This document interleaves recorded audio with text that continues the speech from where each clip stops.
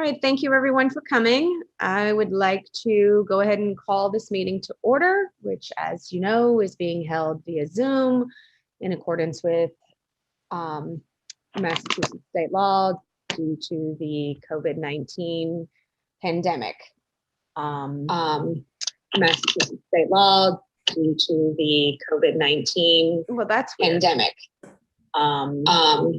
Massachusetts state law due to the COVID-19 pandemic. Is it, am I repeating myself for everyone? You're looping. Oh, I think you might have it open in a tab, Susan, like the YouTube stream.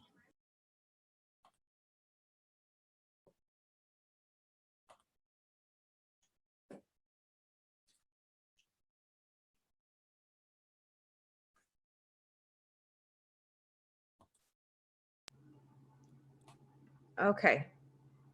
Am I sounding normal? Somebody give me a thumbs up if you can hear me and I'm normal. Normal. Okay, great. Thank you. Happened to me on Monday night, Susan. Don't feel bad. Okay. Thank you, everyone. Sorry about that. No one needs to hear my voice that much. Anyway, as I was saying, we are ready to call the meeting to order. I'd like to have a roll call real quick. David Lutz. Here. Jamil Siddiqui. Here. Brian Beachkovsky. Here. Sorry, I'm trying to admit people at the same time. Michael Huff. Here. Jonathan Hurwitz is not with us this evening. Jackie Katz. Here. Hi. Medora. I'm sorry. Good Lord, I'm looking at her name. Kiara. Hi. Sorry about that. No worries. And Kristen Baelish. Here. And we also have Erica in attendance. Here. Thank you. And all right, so getting started, we are going to get started with the warrant articles for CPC and Council on Aging, because we have Sue Jacobson and Cindy and Sherry with us this evening. I don't know, Blythe, if you want to start them off or if they have something they want to say, or do you want to give just a brief overview of the articles? Sure. I think Cindy's probably the best person to answer them, but overall we have 5 articles. The typical article to put 10% mandated amounts into each of the 3 categories that state law requires. That's Article 13. Article 14 is the administrative budget that the town passes every year.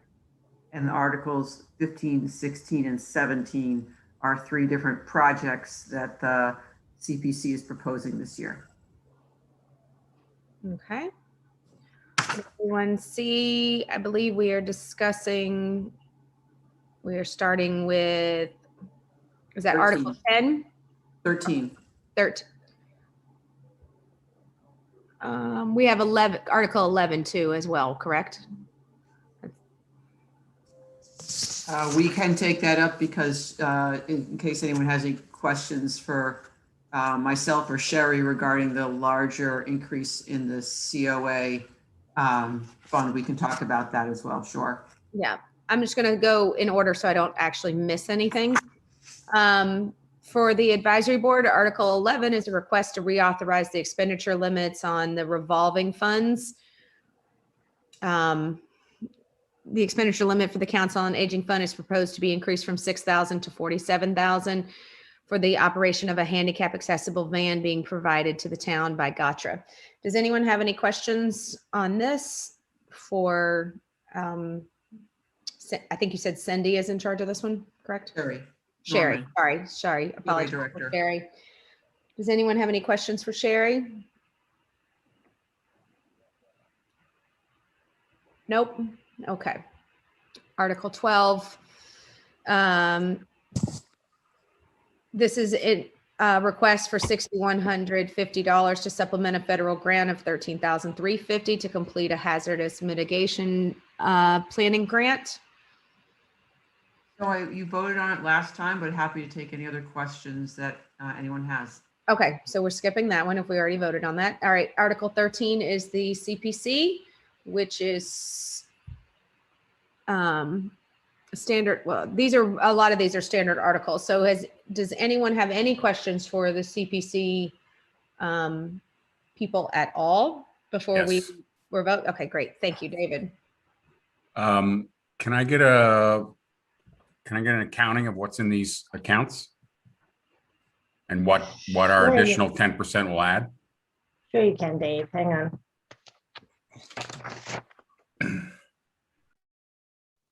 So our most recent balances were February. Not much has changed since then. So our available funds in our undesignated was 2.68 million. Open space was pretty much nothing because we're waiting for a reinfusion. Affordable housing was 34,800. Historical preservation was 639,800 for a grand total of about 3.3 million. The open space account was drawn down to pretty much nothing because. The DOC land purchase, Okay. Yep. but as soon as the next round of monies comes into the account, there'll be some in there. Yep. No. Yeah. And the historic preservation was like $600. What was that? Almost 640,000. Yeah. Oh, I'm sorry. I misheard that. I thought you said 640. Thousand. Thank you. Sure. These are, and I apologize, I had to switch computers because I had a mouse that decided it didn't want to work anymore and the battery didn't fix it. So I had to swap over here. Yeah, so these two articles, the 10% are standard and the amount that goes to the administrative and operating budget, that's also standard. And as we explain, that amount will end up being less than $15,000 because it has to be only 5% of what amount of monies that we accrue. We just give it a generous numbers, and then finance department will adjust it accordingly when all of the state and the matches, the local and the state matches come in. Okay, thank you. So that's Article 13. Article 14 is a request to authorize the CPC to utilize 15,000 of CPA funds for administrative and accounting purposes. Operating purposes. Does anyone have any questions on Article 14? Is level funded, Cindy? It's not, it's always just 5% of the amount that comes in. Oh, okay. All right. We can't calculate a number at this point, so we just throw in a Okay. bogey number. Perfect. Thank you. Okay. Article 15 would allocate 25,000 to update the town's housing production plan that expires in October 2022. A new plan is needed to identify affordable housing needs and goals and will outline potential sites and strategies to make progress towards the mandatory 10% of affordable housing in Norfolk. So, is this a line item? And I'm sorry, just apologies. It's going to allocate 25,000. Is this something new that needs to be in? Is this part of your normal budget? All of the following articles are specific projects. Okay. Yep. So We don't have we don't have just, ongoing budgets per se. Okay. if I could just add to that, we are currently in safe harbor, which we obtained by producing 32 affordable units in one calendar year. And our plan expires in the fall. And so we are looking, Rich McCarthy and I are looking and went to CPC to make this request because it is something that is an allowed use for CPC to pay for this.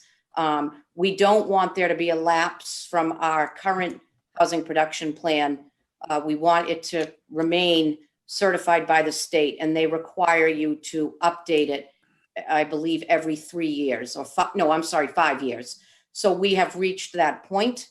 We went to a meeting and pitched this proposal to have CPC fund this because it is an allowed expense.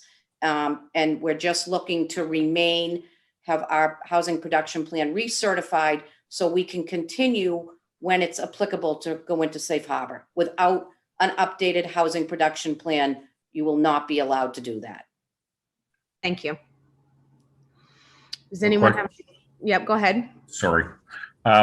Susan, what does safe harbor mean exactly? It means that the town does not have to allow any new 40B projects to come in before the zoning board of appeals. Any that were already in are excluded, but we don't have to accept any that come in from the date that we entered safe harbor until we leave safe harbor. Now, that doesn't mean that if a 40B project came to town that the town felt was a good fit and wanted to do a friendly 40B, you have the right to do that. It just means that you do not have to during that 2-year safe harbor. Thank you. Sure. The plan, the housing production plan, do you work with the zoning board to figure out how that fits in with other development plans and zoning changes that may be coming to the town as well? So when we did the first one, Brian, we held several community involvement meetings that many board members, I think the largest attendance we had from residents was 15 people.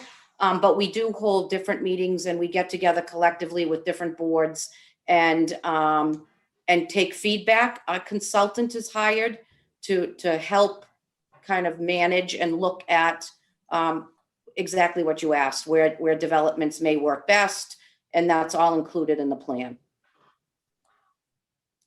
Thank you.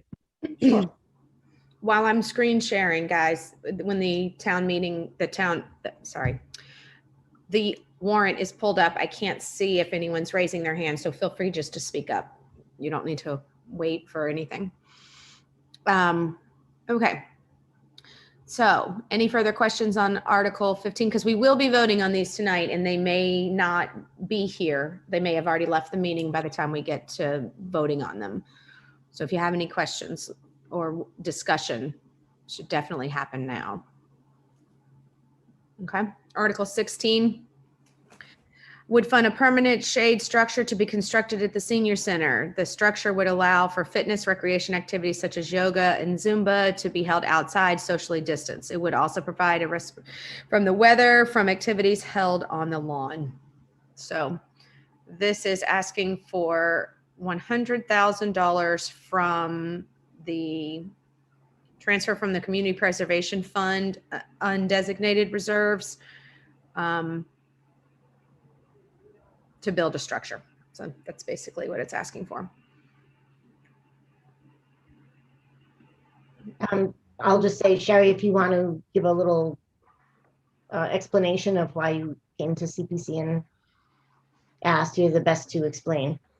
Sure. So with COVID, a lot of activities, well, number one, a lot of senior centers didn't open and still haven't opened, but we did open mid-July to limited programming. Obviously, it's safer to hold the activities outdoors.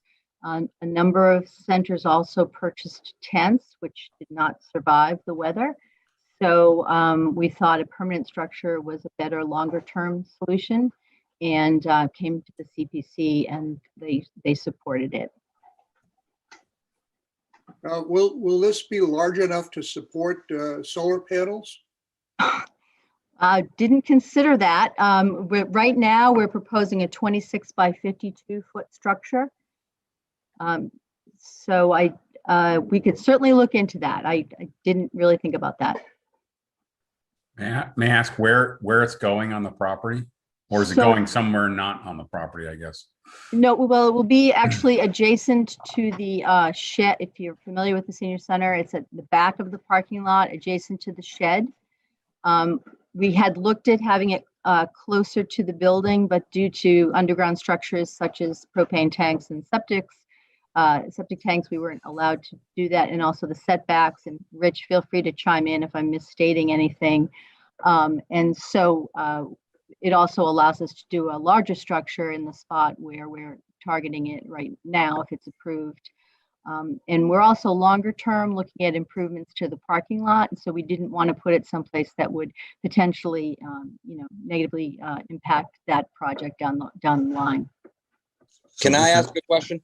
Of course. Sorry. So was any consideration given to perhaps locating that at Kids Place? And I only mention that because I know the rec department had mentioned potentially converting that into what was described as a senior park.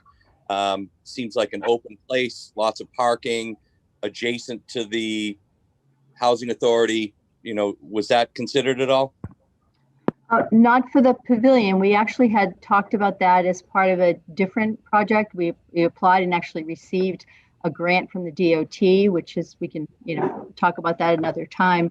But through that, we were able to get some engineering money pro bono that would allow us to phase in future projects, including developing that particular space.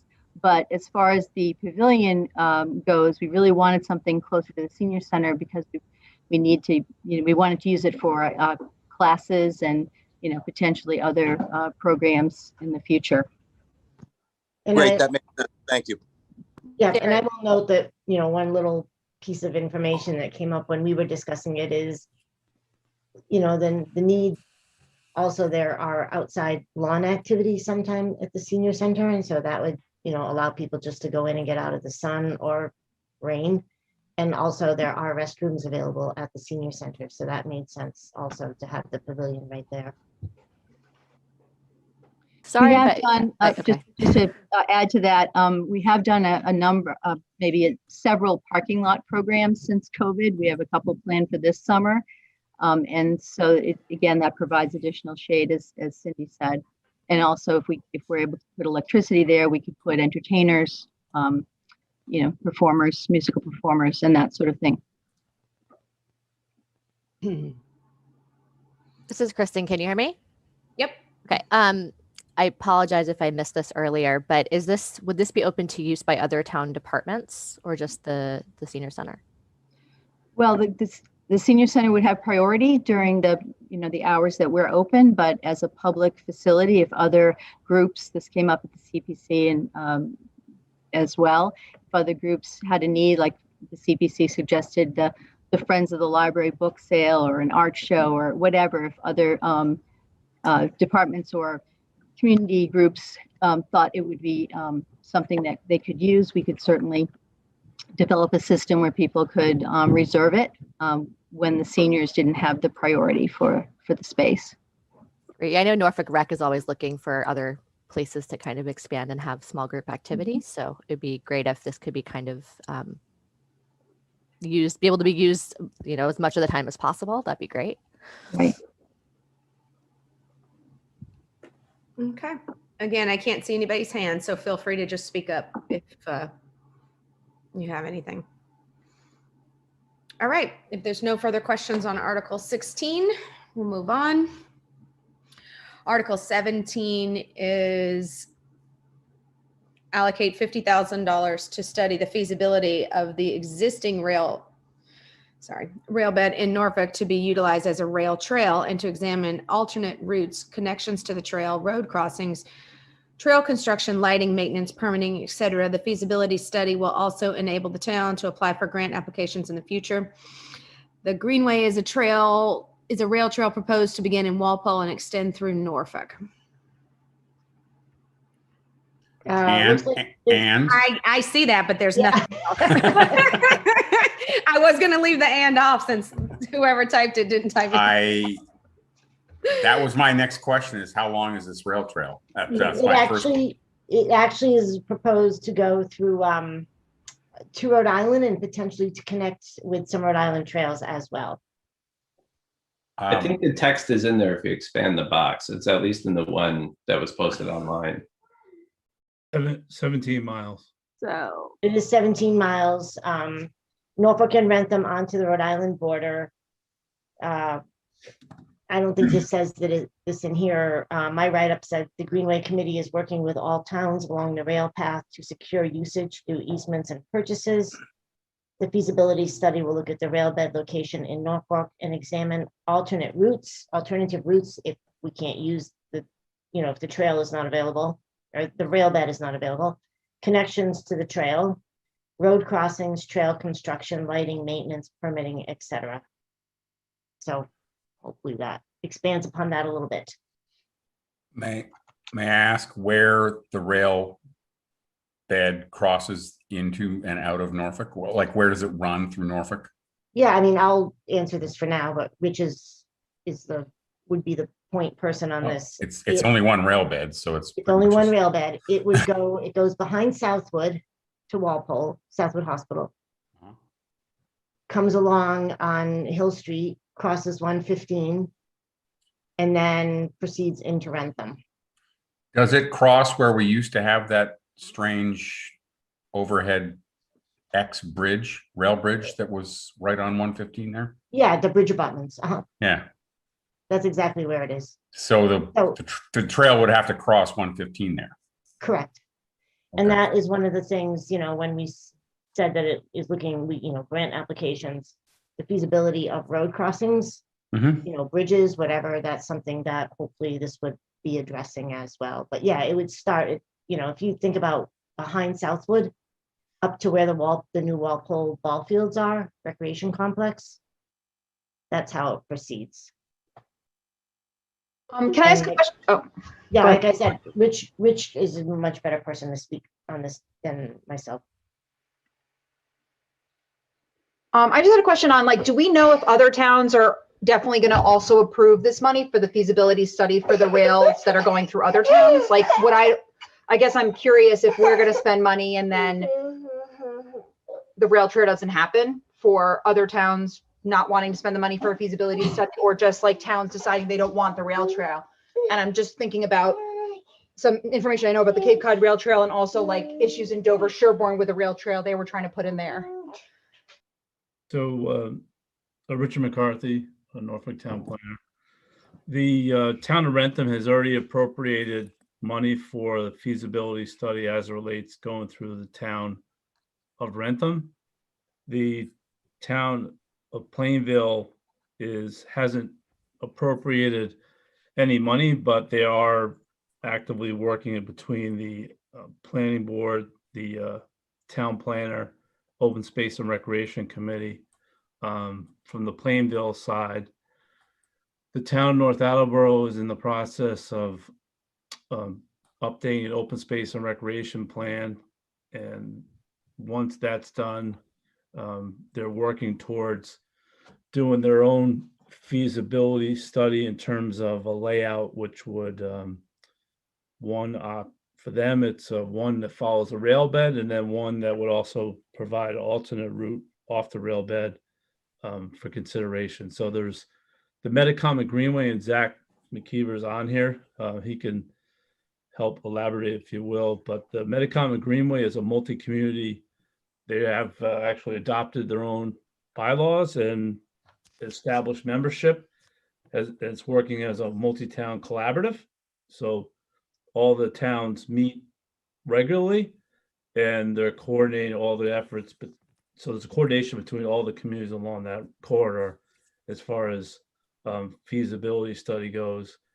We had a preliminary meeting 2 weeks ago with the Central Transportation Planning staff with the state, which is the higher umbrella as far as that oversees rail trail projects throughout the state of Massachusetts, by which we talked about this particular project, the efforts that are going along the corridor from all the different towns, so they're aware of it. So there's this is thus far as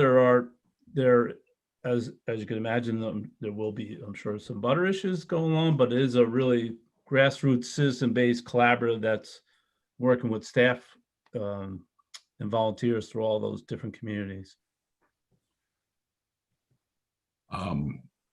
Follow-up question. You mentioned that it runs either through or behind Southwood. Is there any impact / overlap with what might ever happen at Southwood Hospital?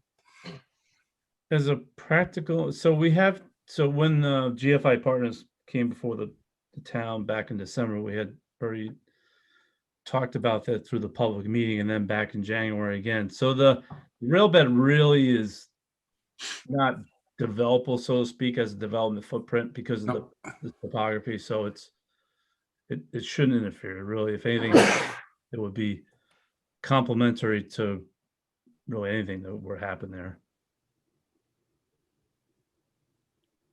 And just further to emphasize that point, in the meeting that was held with GFR partners back in December of last year, they had shown a sketch plan whereby they were going to try to use the abandoned rail bed for vehicular access out to Hill Street and the Everett Street neighborhood. And I think it was clearly stated to them the message that that corridor is really being evaluated for passive, well, not passive, but for biking, not motor vehicles. Biking is passive recreation.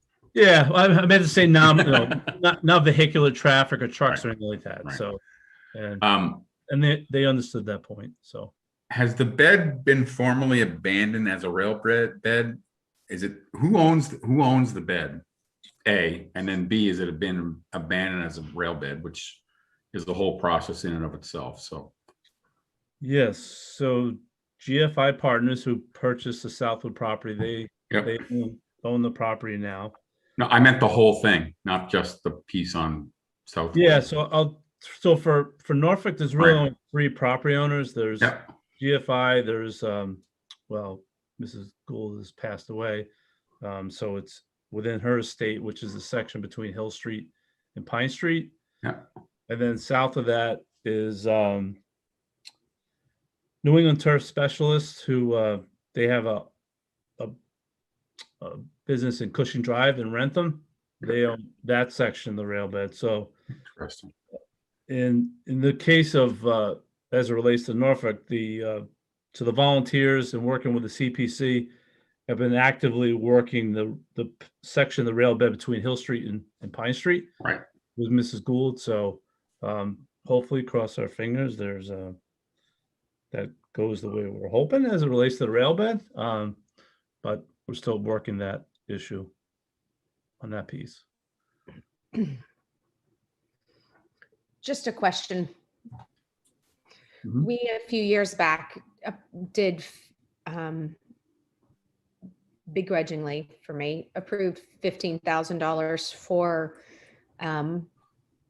to do basically the same thing, a feasibility study for the Energy Commission in Norfolk.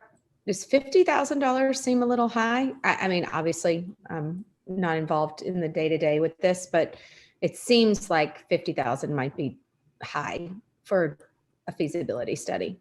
So what we did, collaboratively with the CPC and the Medicom and Greenway, we developed a scope of work for what would be included within the feasibility study and presented that to the CPC. And then in turn, it will have to go through an RFP process, but we actually shared it with some consulting companies who do this work to see if we are in the ballpark as far as what we're seeking.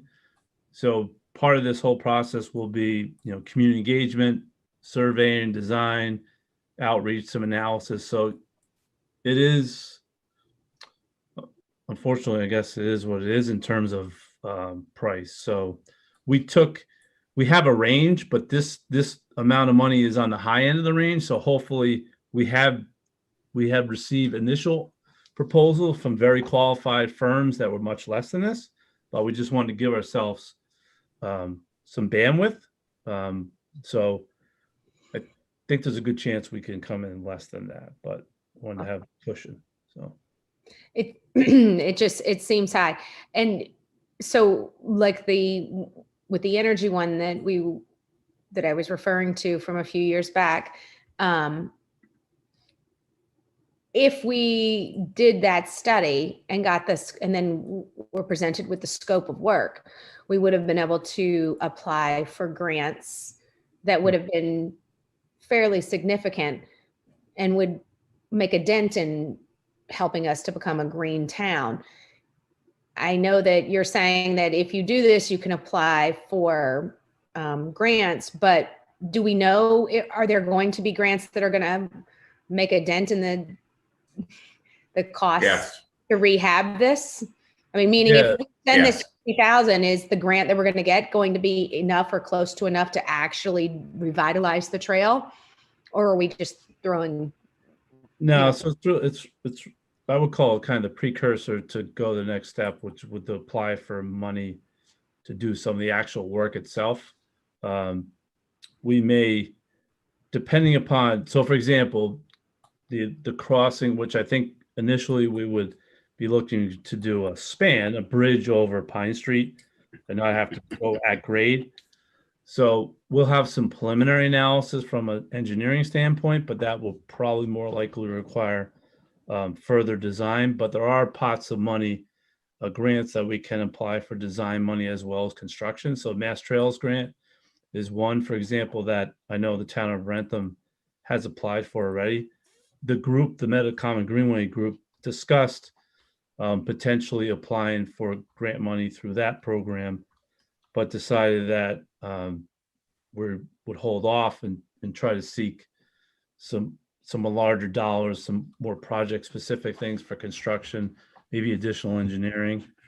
There are some foundations that fund these type of projects as well as the state. So for example, I think ultimately why we had the outreach to the state is to put it on their radar, and perhaps then they have money that they allocate for trail projects, that if you were able to present a design and move it to them, that they would fund the construction. So we're trying to plant the seed to ultimately have this paid for by other sources. We might need town money, but we are seeking other funds to implement the project from a construction standpoint. And if I can interject one thing here that is important among all of our individual projects that come up, the senior center, shade structure, the housing plan, any monies that don't end up expended, once the project is done, say the feasibility study in this case is completed, anything that is left will revert back into the general CBA budget from whatever we call them buckets, whatever bucket it came from. So in this case, any leftover monies would go back to the undesignated reserves.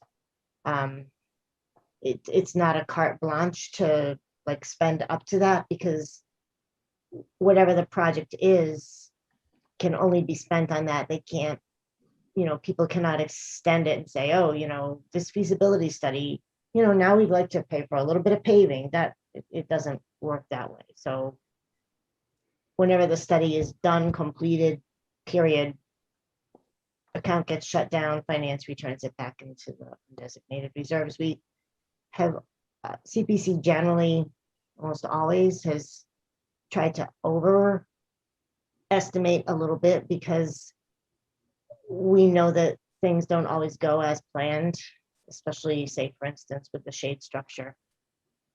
And we want to make sure that, the project is paid for in full, and we don't have to go back to town meeting and say, hey, we need another $10,000 because we hit ledge, or whatever the case may be. So I just wanted to make that clear, that 50,000 is not a carte blanche. Okay, thank you. I just thought based on other studies that we've approved in the past, it seemed a little high, but I understand the way you're explaining. And it's the nature of what the study entails. Okay. Susan, just to let you know, a couple of years ago, the state gave away about $5 million in what they call Mass Trails grants, which would help pay for this stuff. I couldn't find last year's number, but they do give away a significant amount of money for these kinds of things. Okay.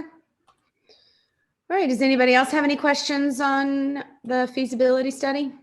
I was wondering how the cost of the study is being divided between the organization and the other town's EPCs. Is it proportional, or how are you determining fair share? So actually, I probably should have said that at the beginning. This is just for Norfolk. So this money being expended is just for the town of Norfolk. It's not, we're not looking at Walpole, Rentham, Plainville, et cetera. Each community will have their own pot of money to look at their piece of the trail. So that's where the money is going to be spent. There'll be some coordination as far as, okay, here's what they're thinking about doing, but it's not being spent on other communities. And what is the organization paying for their part of the study? Well, at the moment, they just got off the ground. They don't really have any money at this point. That's kind of the next step of this. I think I would want to defer, let Zach speak, because he is a Norfolk resident. He is the president of the Metacomet Greenway that was just voted. So I think I'll let him talk a little bit so you can meet him, and if you haven't. So Zach, if you don't mind. Sure. Thanks, Rich. And thanks for your question, Brian. So like Rich mentioned, we haven't actually even formally submitted the paperwork. We're still tying up some loose ends, and we just had our vote on our bylaws and members, board of directors about 2 weeks ago now. So it's all happening pretty quickly. So as you can imagine, like Rich mentioned, we don't have any money to fund our own feasibility study, which is why we've gone to the CPC to request it, which I think is probably a pretty common thing for similar projects. Rich mentioned that this is feasibility study is only for Norfolk. He also mentioned that Rentham is underway. We're hoping that they have their feasibility study beginning in the next month or so. And it was nice that hopefully Norfolk will follow behind them fairly quickly. And are we going to openly procure the study, or are we going to sole source to the people already going on and rent them? Is there any efficiency with having them just continue doing the work? So ideally that would be the case. However, we do need to go through the bid process, which Rich, if you want to speak to that at all, but ideally we would use the same firm and it would be cohesive in that manner. But again, we have a pretty good layout of what we're requesting that Rich put together. And even if it happens to be a different firm, the rail bed needs to be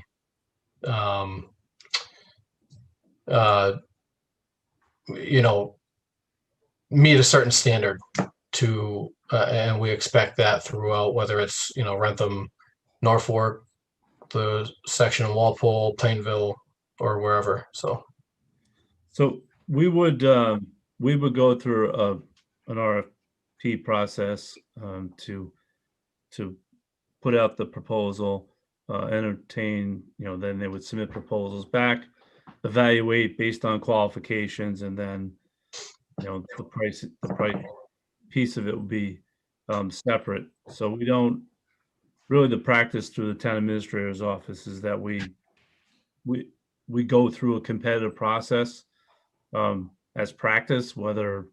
Right. Yeah. That question is just which one are you using, not how does it work? Yeah. So they will. So. Gotcha.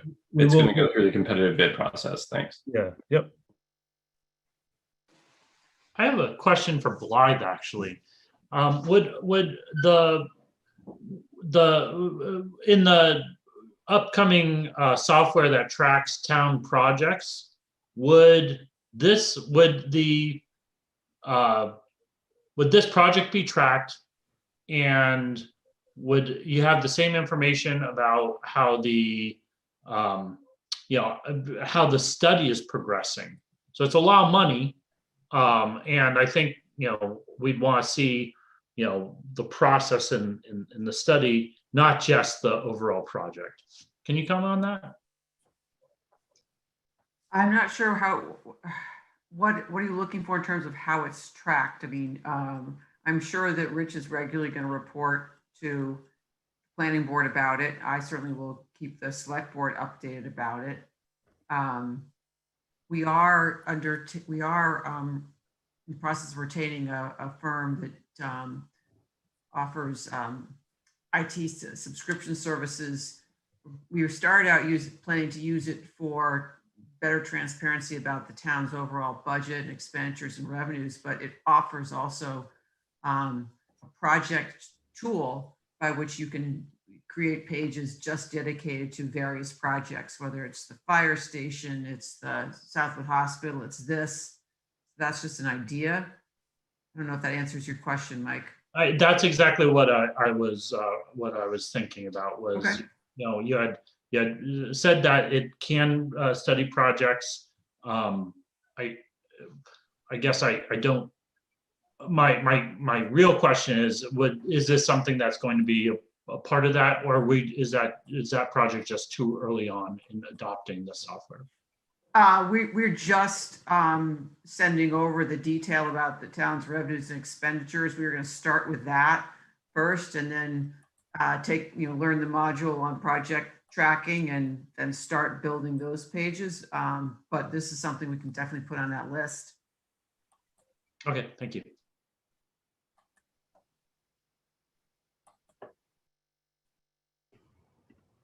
Okay. Any more questions on the feasibility study?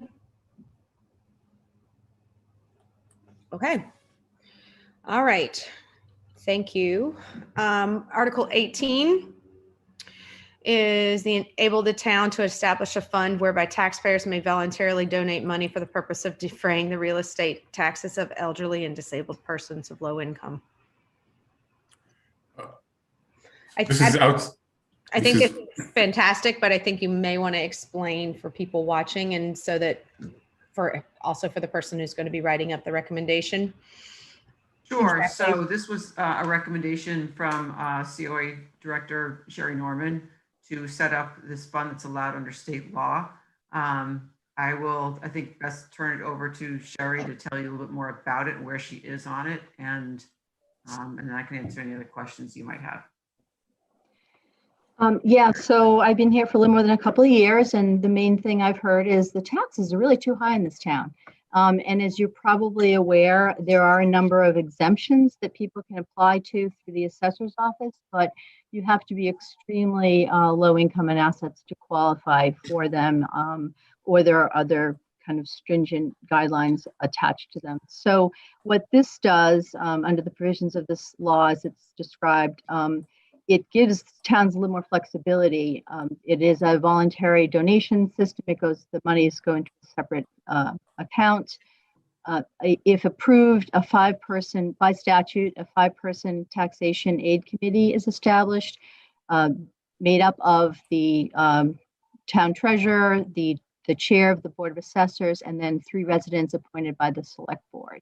And that group is really the one that determines the eligibility requirements, the process by which people apply to it, if there's going to be a particular cap in any given year. And obviously that would somewhat be determined by how much money is collected.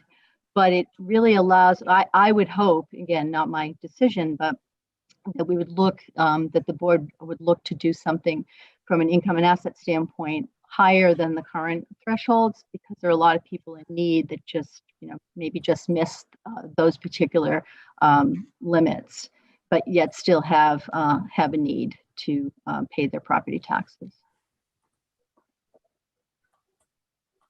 So this type of program has been approved in a number of communities. Some of them, really hasn't gone a long way. Other communities, I think Westwood comes to mind, really have a robust program.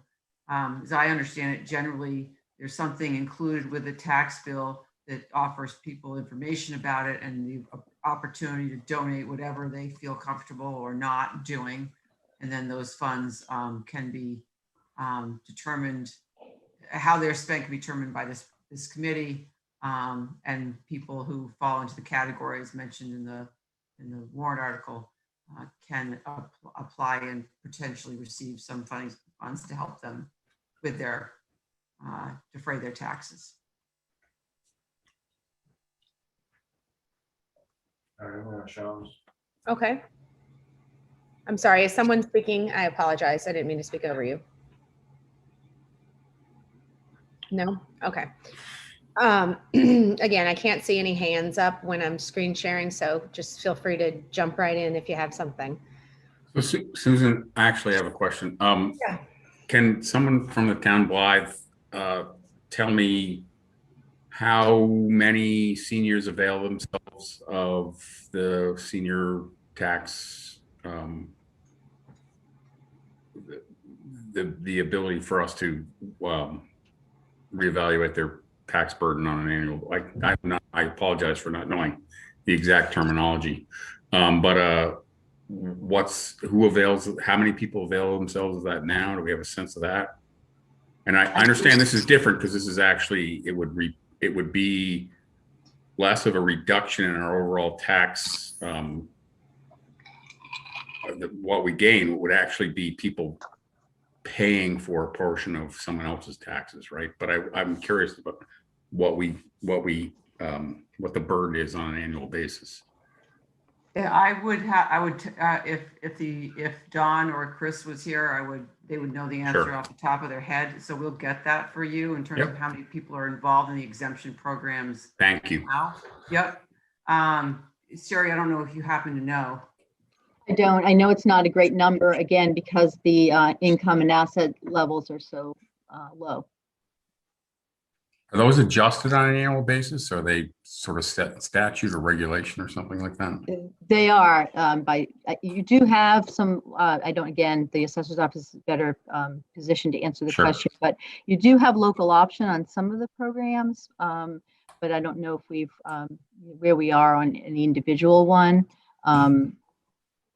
So, we could get that information from the assessor's office to you.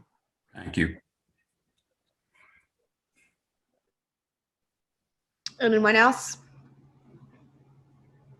This is Kristen. Are the current exemption options for both elderly and disabled the way that this is written, or is it one or the other currently?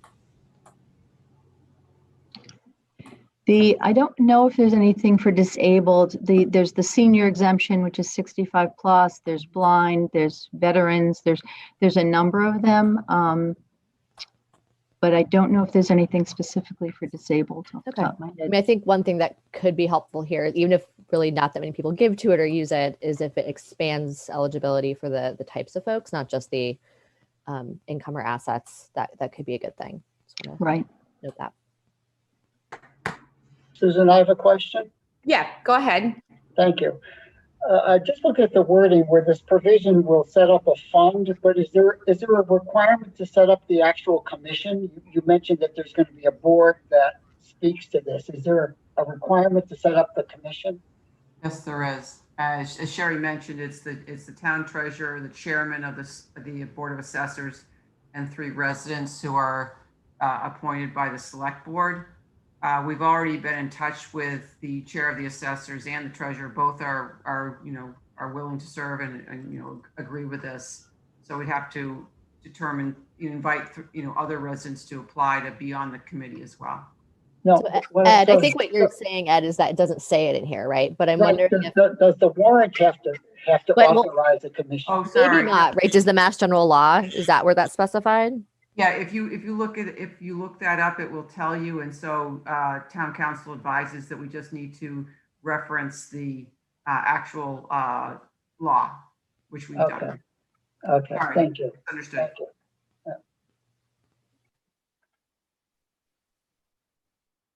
Okay. Again, Might be more of yeah, go ahead. I'm sorry. Just jump right in. I might don't be more of a procedural question. I'm not sure exactly. I haven't been to too many town meetings in Norfolk, but would it be helpful to have copies of the law available, or somehow, so residents could reference it? It's always helpful at town meeting to have any information that you think may come up that you wouldn't be able to answer off the top of your head. that's certainly always helpful, because as we've said in a lot of these advisory meetings, sorry, I just realized my video wasn't on. I apologize. That you never know how it's going to go. Some of these things, they sail through smoothly, and there's very little questioning and discussion, and people just vote yes and vote no, and there's nothing. And then other times, the smallest things that you don't think will ever become an issue become an issue. So it's always helpful to come. I don't know that you need to pass them out to I don't think you need to spend the money to make copies for everyone, but I would certainly have it handy for yourself to reference, or for whoever's Well, going. I was actually thinking, I don't know if it makes sense to have a link to the Mass General Law that references this particular item. Well, when the warrant is printed, that's up to Blythe. I don't know how it works when putting links onto things that are printed on paper, because people can't click on them. But Blythe, do you have any thoughts on whether or not you want to provide a link in the warrant itself? We can expand the box to put a link to the law, sure, in the comments. But Okay. you're right, someone will have to type it. Yeah, they'll have to type it in. Yep. I would make sure that someone has that handy on the day of, just in case there are any questions. But I don't think the law itself should be printed out for everyone. So, okay. If there's nothing else on Article 18, we can move on.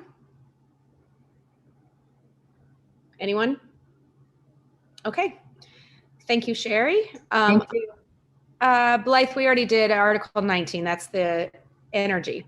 Okay, so as far as voting on these articles goes this evening, I'd like to hold it until after that way we can do all voting at once, which makes Erica's note-taking a little bit easier. But I want to make sure that Sue and Sherry and Cindy have answered everyone's questions relating to all of the articles between, I believe it's 13 through 18. And Blythe, can you just remind me so I don't have to go through, there were no other articles that related to CPC or Council on Aging anywhere in the warrant, correct? That's correct. So we'll want to come back and vote on 11 and then 13 through 18. Correct. Does anyone on the advisory board or anyone watching have any further questions for Sue, Cindy, or Sherry? I know Sue had a prior engagement, so she wanted to go first. So I want to make sure to release them before we move on. Okay. All right. Great. Thank you, ladies, for coming. I appreciate it. And thanks for sitting with us. Thank you. Thank you. Okay. And with that being said, I am going to stop sharing this screen now. Hold on. There we go. I'll come back to it in a little bit. I believe that the next thing we are going to discuss and do a brief overview of some of the zoning and B1 articles this evening, but I'd like to go ahead and move on to skip around a little bit and move on to Peter Diamond, who is our citizen who has brought forth the citizen's petition. I believe, Blythe, it's, without having it in front of me, I believe it's Article 31, correct? Yes, it will change because the planning board is withdrawing 2 articles, but for now it is 31. Okay. We'll touch on the articles that the planning board is withdrawing, as well as touching on the other zoning and planning stuff afterwards, but let's go ahead and hear from Mr. Diamond, please. Mr. Diamond, are you ready? Ready. Can you hear me? Yes, we Good can. evening, everyone. My name's Peter Diamond. I live on Seekonk Street, and I have for 25 years. Prior to that, I lived on Spring Street in Norfolk, where I bought my first starter home for $120,000, believe it or not, 30 years ago. I grew up in Norfolk. I've lived here my whole life. I prior helped on the zoning working committee during the time when George Vallone was proposing a project at Southwood, and I'm also a member of the CPC. going to speak on Article 31, a citizen's petition. I do have a PowerPoint presentation. I hope that I could share my screen with you all. Yes, not a problem. I will make you a co-host now so that you can do that. Thank you. Give me 1 second. Okay. When you're ready. Okay.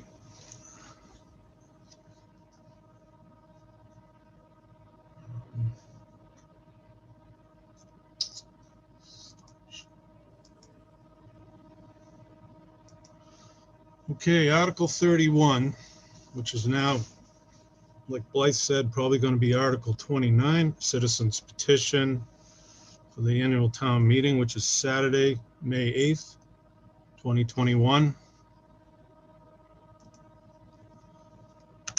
And the Citizens Petition looks to revise the inclusionary zoning bylaw in our zoning bylaws, section H3.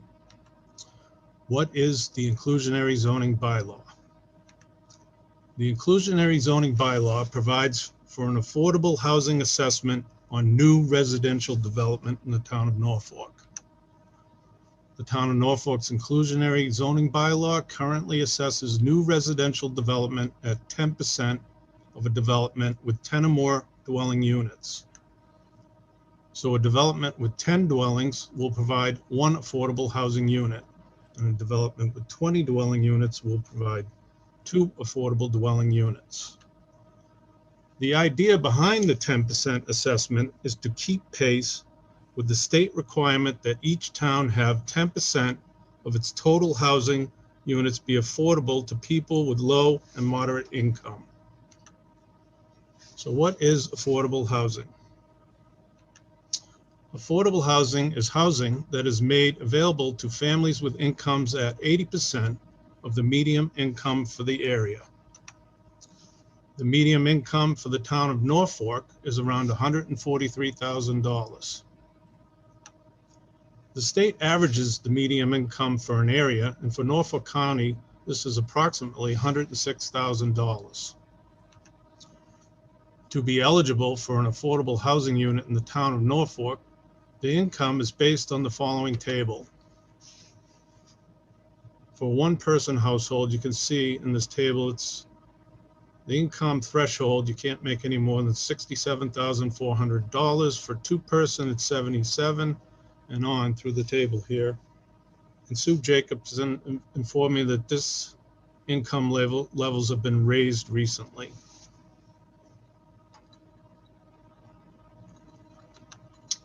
Who benefits from affordable housing? All citizens in a community benefit from affordable housing. Some examples of families that qualify affordable housing are our teachers, our police and firemen, DPW workers, any of our town employees, as well as families that work in other areas of employment in or out of our community. The cost of purchasing a home in Norfolk is approximately $400,000 or more in the current housing market. The cost of purchasing an affordable home in Norfolk is approximately $180,000 to $240,000. The cost of an affordable one-bedroom apartment in the area is approximately $1,650. And some more research I did, a two-bedroom's around $1,850. So what is the purpose of the petition to change the inclusionary zoning bylaw? Lowering the current threshold of the affordable housing assessment from 10 units to 6 dwelling units, and to increase the current 10% affordable housing assessment on residential development in the town of Norfolk. Increasing the affordable housing assessment in a stepped assessment based on the total dwelling units in a project as shown in this table. So if a developer was to develop 6 to 12 units, they would be assessed 10%. From 13 to 19, 15%, and 20 plus at 20%. Why is there a need to change the current inclusionary zoning bylaw? Our current inclusionary zoning bylaw that is calculated at 10% of a new development with 10 or more units is not keeping pace with the state minimum requirement that each town or city have 10% affordable housing within the community. Many developers have built 9-unit developments to circumvent the 10% inclusionary zoning bylaw. For example, Nichols Way off Holbrook Street has 9 one-family dwellings. Ariana Lane off Myrtle Street has 9 one-family dwellings. And on Frederickson Road and Oakview Trail, they have 9 one-family dwellings. These are all recent developments that have been said could have more than 9 dwelling units. The town of Norfolk loses ground towards our 10% affordable housing when developers avoid the inclusionary zoning bylaw. Norfolk is in the process of increasing the density and housing in our downtown B1 district from 16 to 16 units per acre, which may double our housing downtown. The proposed increase in the inclusionary zoning bylaw assessment will provide housing choices for people of all means.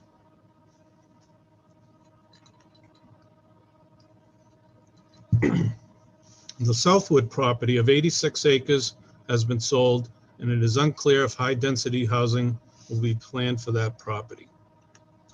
What else does the petition propose to change? The current inclusionary zoning bylaw drops fractions of a development's affordable housing unit assessment within the 10% calculation as written. The proposed change adds language for fractions of the assessment. The new language is a fractional unit of 0.5 or more shall be rounded up to the next whole unit.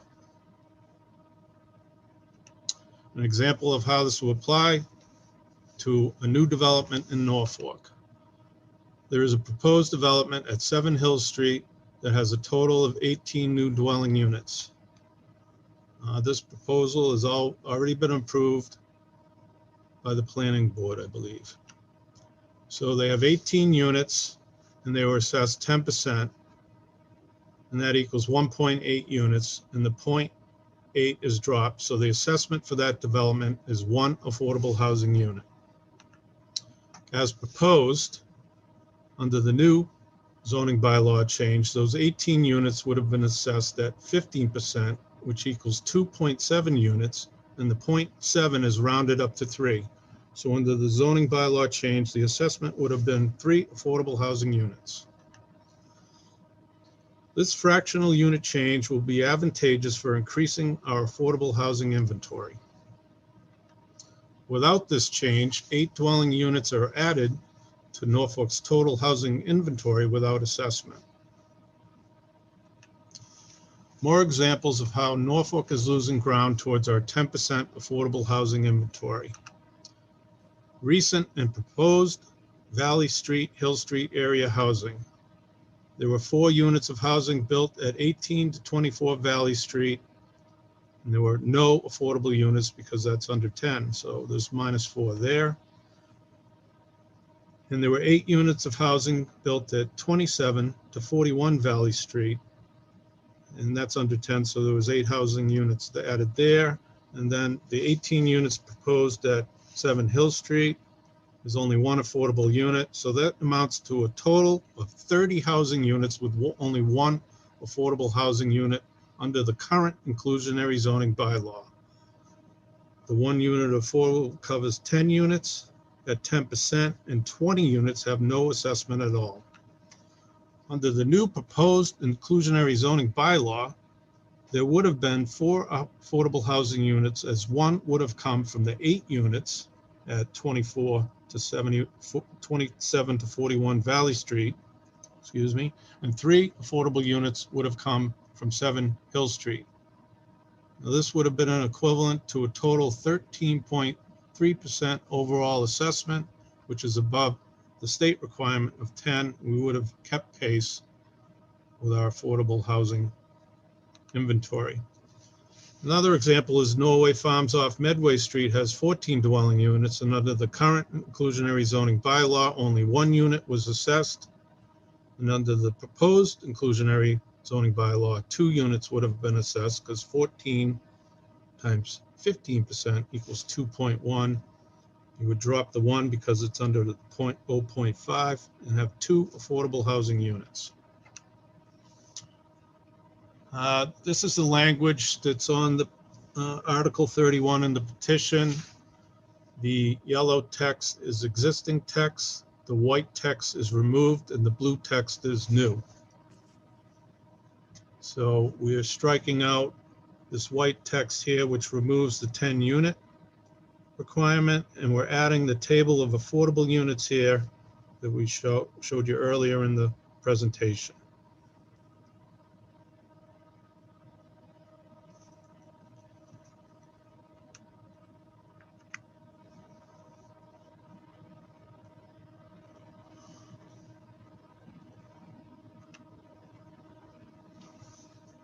And here in H3D, at least 10% of the units is stricken out in accordance with the affordable housing units as set forth in H3B. So you go back to the table in H3B, and you apply this table here to new residential development.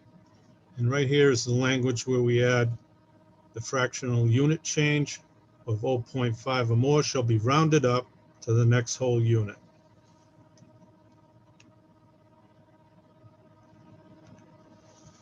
This table here we're going to have removed. There's no need to have this table anymore, because we added language back here under this that says the construction of affordable units shall be commensurate with the construction of market rate units. Should projects be constructed in phases, each phase shall contain the same proportion of affordable units to market rate units as the overall development.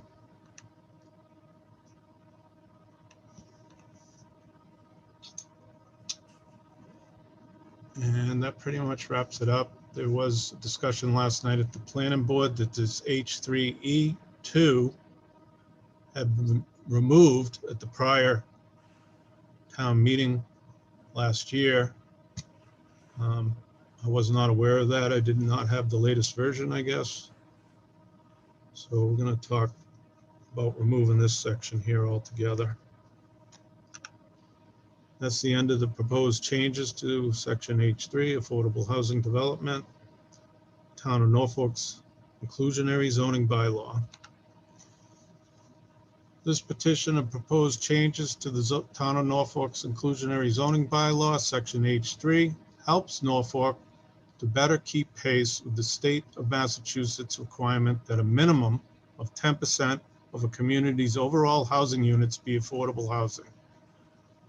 Please support Article 31 or 29 as it may be at the annual town meeting, May 8th. Thank you. Questions and comments? So I have one quick comment, Peter. Sure. Part of my dog barking in the background. The choice to start at 6 units, can you explain that instead of just going to 5 or 0? Because 5 would have triggered 1. Just the thoughts on 6. Well, I did some research on some area communities, and I kind of looked to Medfield because they're right next to us, and they had a similar chart in Medfield. On the share. In Medfield, their table of affordable units started at 6, and I thought that was a good number to start at. To start at 6, we were losing ground with the 10. As I showed you, there was many 9-unit developments, and I chose to start at 6. Medfield has a little more aggressive inclusionary zoning bylaw. They do 6 to 20. I looked this up again today at 15%. So they start right at 15. The proposal here starts at 10. 6 to 20 at 15%, 21 to 49 at 20%, and 50 plus at 25%. Thanks for the question. Thank you.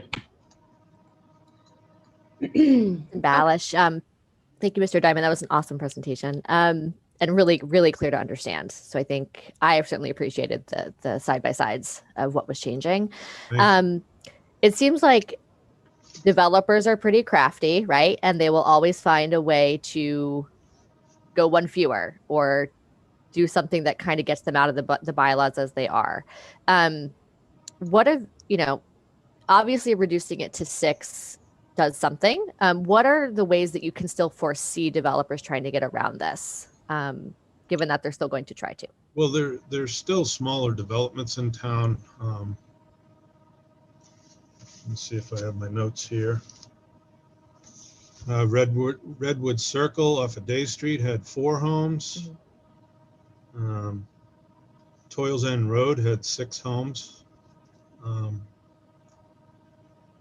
There's some small development in town, 1 or 2 homes on Cleveland Street, 2 homes on Fruit Street.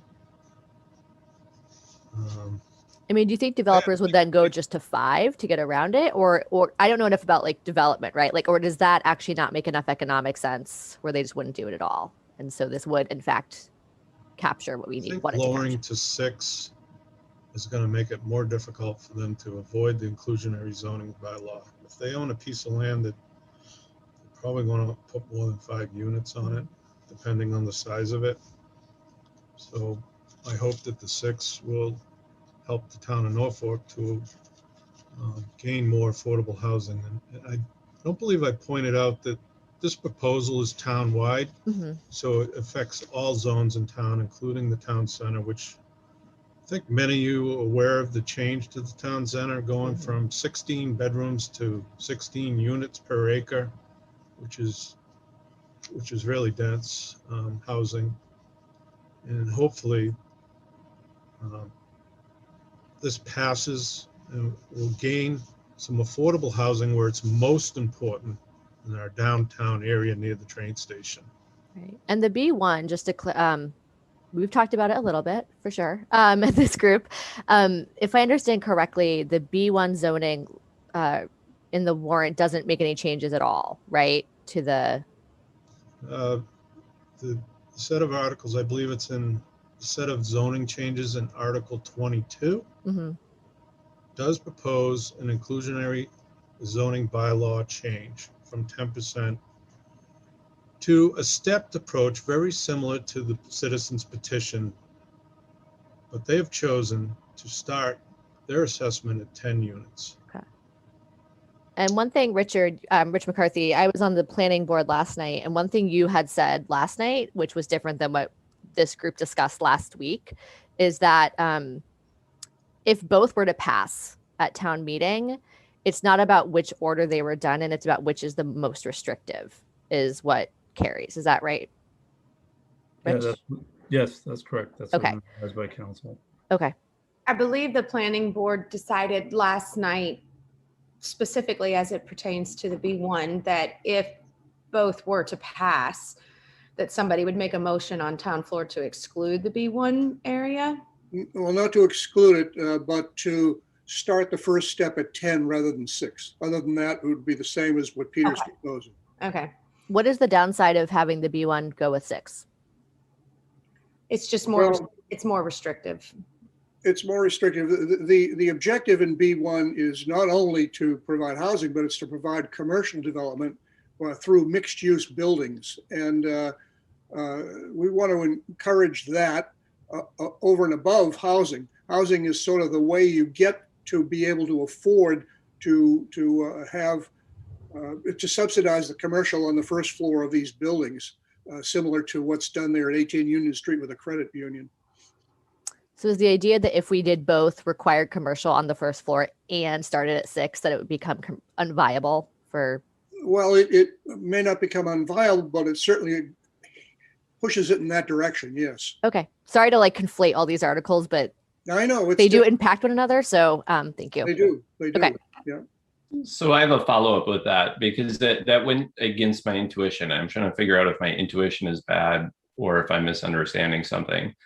By having a greater part of the overall development get covered by market rate units, because you're not putting in an affordable rate, it makes you less dependent on having the commercial sell.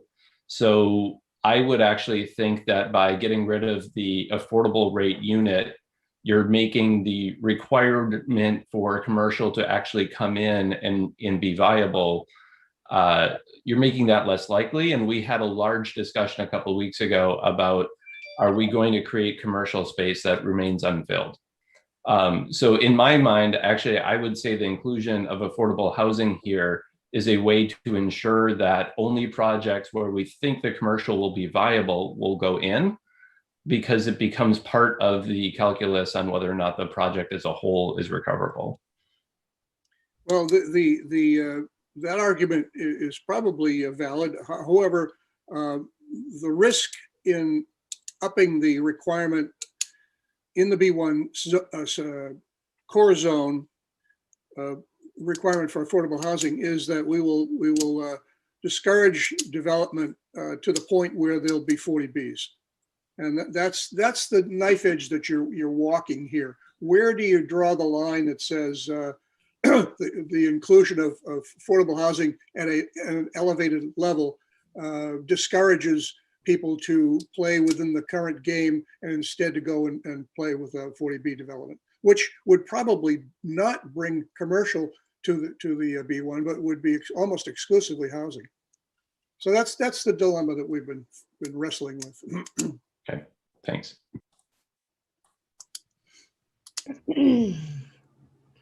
I'm quite sure there are a lot more questions. Anyone? Can I ask a question sort of unrelated? And I guess I'm not understanding this. If I was a developer, I owned a piece of property and I wanted to put a spur street in on it that didn't require planning board approval from that perspective for 6 lots, let's say. Does this apply to that, or does it have to be something that goes before planning for approval as a development? I apologize if I don't have the terminology correct, but I know that people build little spur streets all the time without. Well, any development like that, David, would require to be presented to the planning board for site plan review, and the applicable inclusionary zoning would apply. Okay. I'm just asking. Thank you. No, it would apply. So currently, if it was less than, as Peter has pointed out, if it was less than 10 units, there would not be a requirement for an affordable unit. But it would have to come for a site plan review at the planning board. Thanks. So just to give a little bit of context to the people on the call who maybe aren't privy to all of the zoning changes and B1 issues, and as well as this, right now you have to do 10% straight across the board.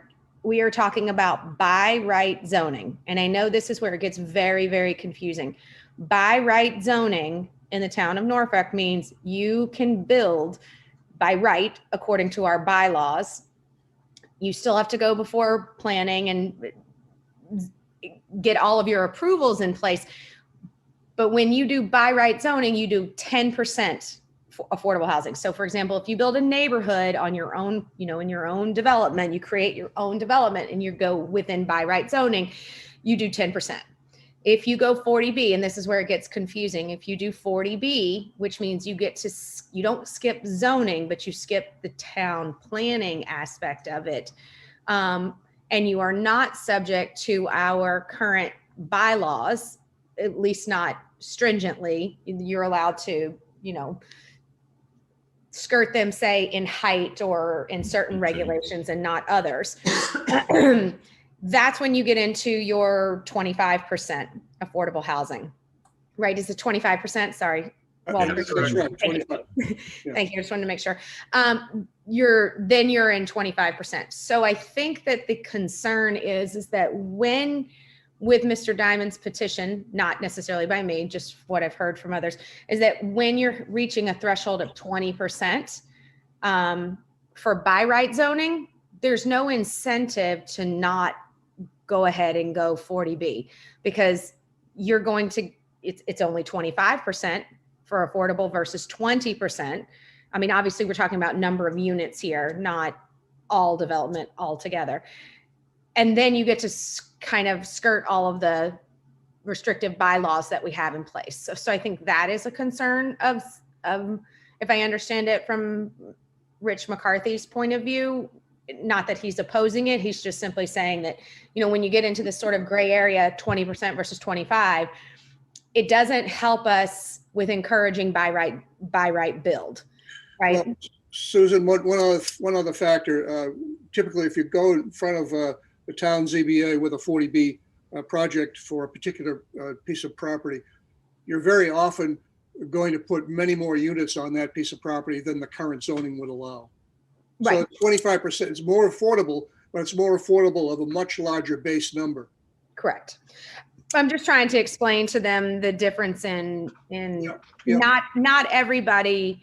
I've had multiple conversations in the past week. Not everybody understands the difference in by right zoning and 40B zoning. Yep. So I just wanted to explain that 40B is its own. 40B is just the name of the statute, by the way. It's not actually what it's called to build it, but that's just the statute that it falls under.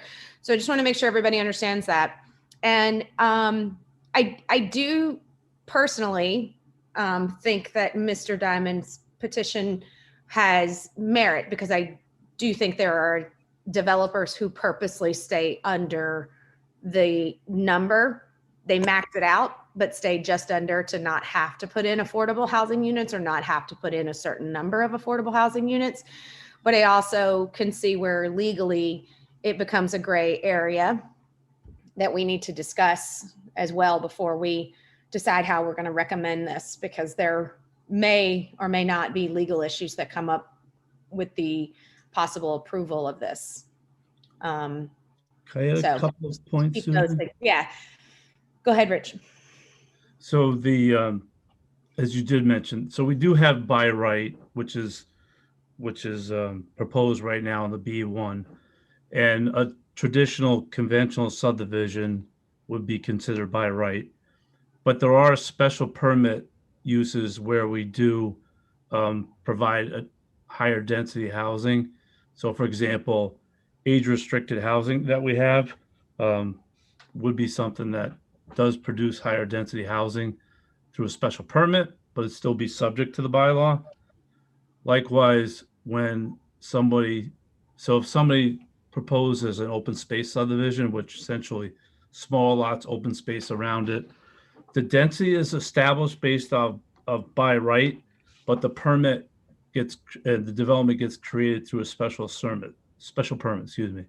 So it would apply to those same types of development if they were to go forward. So for example, the one that Mr. Diamond used in relation to the 7 Hill Street one, that was done through the multifamily development special permit that was approved by town meeting back in 2013, I believe. And then, so there's a special permit to create that density, and then it went through a site plan review process to create that. So that's the applicability there in relation to those. I know Brian had raised the question about the B1 and kind of the economics of it. So there was a per se to this bylaw. Do you want to hold off on responding to that? Like maybe later, just add some thoughts on that, or it's not really this subject matter per se. Yeah, when we get ready to vote on the B1 articles that we discussed in a previous meeting, we will have a brief overview of them. And we're going to obviously open them all back up to discussion, because when you presented, we asked you questions, but we didn't necessarily discuss it as a board. So we will certainly be doing that. I just want to make sure that everyone understands what Mr. Diamond's petition is asking for, as well as any implications that it may have, not just on the B1, but on other areas in town. Keeping in mind that, again, I do think it's an issue with developers, but I don't know if having it brought forth as a citizen's petition is necessarily the right way to go. Not that I don't have respect for citizens petitions and all of the work that goes into them, but I do know that the town is going to be, Kevin, maybe you can jump in here and I want to make sure I say it correctly, but they're going to be working on the affordable housing, the housing protection plan, I think is what you call it. Correct. Yeah. I believe you're working ahead, on Rich. that. I believe you're working on that in the fall. Is that correct? Right. So the early article that you discussed was the housing production plan that was recommended for funding through the CPC. So that's something that hopefully town meeting agrees to fund that, in which case we would then go out for RFP and we would then put together a housing production plan similar to the one that we have currently, which sets forth different recommendations as it relates to affordable housing, which we have, there has been things that have been tackled as part of that, the existing housing production plan. And so, as just to reiterate back to what Susan said, we're in safe harbor to July of 2022. The plan is good to October of 2022. We want to take roughly a year or so to have that plan go through the process with the Affordable Housing Trust and your way in with different committees to get it up to DHCD and have it certified. So when hopefully when we come out of safe harbor, we still have a valid plan to October 22, and we literally roll into November 2022 with a certified plan, so that there's not that gap as far as somebody coming in when we don't have a plan as it relates to affordable housing protection. So you're not expecting to have it done for this fall meeting. You're expecting to have it done for next fall's meeting. Yeah, I mean, I think this fall is pretty aggressive to try to do it, because the funding comes in May. You got to put out an RFP, get everybody settled. But we have. I don't know what you're referring to, Rich. I feel like the B1 was moved very quickly. Yeah, that was pretty quick. Unlike the B1, I think there is I would say from a town-wide, there is a higher urgency to work diligently to get this done, because we really do not want to be in a position where we come out of safe harbor and now we're lagged behind with getting a housing production plan certified in place. Okay. So question for everyone here, just since I brought it up, I want to make sure that I'm very clear. If Mr. Diamond's petition moves forward and is voted on at town meeting and it passes, and then you do the housing protection plan, which one will supersede? Is it still the same basis of which one ever is more stringent will be the? They're two separate, so they're completely two separate things. So the plan on the right hand is the plan that is in place to certify and protect the town. What Peter is proposing is really the outputs from a plan. So there would be, similar to the last plan. One of them was to establish payment in lieu in the inclusionary bylaw. That was a recommendation of the plan, went to town meeting to do it. Some of the things that Peter's proposing within his bylaw, I would highly suspect those type of things would be recommendations for the town to consider. And obviously the achieving 10% is really critical to the town. There's no question about that. You want to have protection. The thing that I just want the advisory board to give consideration to is that when you lower the number down to 6, and I did touch on this a little bit, because Norfolk is a very desirable town and is attracted to people a little bit higher on the social economic ladder, a developer may choose to do 4 homes that he'll sell at $800, $1 million, because there's a market for it. as opposed to going 2 lots, 3 lots further, then bring themselves into inclusionary zoning, because there is a converse market available to them to consider a smaller development. So that's one potential outcome of this. I mean, I think that's what I mean, not to be argumentative with you, Rich, but I think that's what certain developers are already doing. Certain developers, the number's 10, they're building 9. The number's 20, number changes at 20, Right. they're building 19. Right. I mean, that to me, that's already happening. So I don't know that you'll ever fully prevent that. And I think No, I right. think that Mr. Diamond's petition does a great job of holding developers' feet to the fire and saying, we need to see a minimum, not 10%, a minimum of 10% affordable housing in this town, because we have a need to reach a certain level. And I can appreciate that, because I do think it's an issue here. I also fully understand that when you increase the affordable housing number, you are going to get developers who it's not financially viable for them anymore to build. And it's one of those situations where it's not going to be great no matter which way we go. So I can certainly see that position. I don't like the argument. I will say this, I received this argument a lot based on from the years on the B1, but also from the years here. A lot of times people use the argument with people, if you don't allow this by right, they'll just go 40B. Well, in my opinion, if they're going to go 40B, they're going to go 40B anyway. I don't like the argument of using 40B as a sort of threat, trying to force someone's hand to make a decision. Yeah. So I think Mr. understand. Diamond's petition needs to be considered on its face and not on how it affects 40B. I think it needs to be considered just on its merits alone. Mr. Chris Henry has a question. His hand is up. I'm sorry it took me so long to get to you, Chris. Sure. Yep. I actually have 2 questions. So one to Mr. Diamond's presentation, which I appreciated. Specifically, the examples you gave, some of them Hill Street and Valley Street, are we sure that those sites would have supported the additional lots, or were they already sort of built out to the maximum?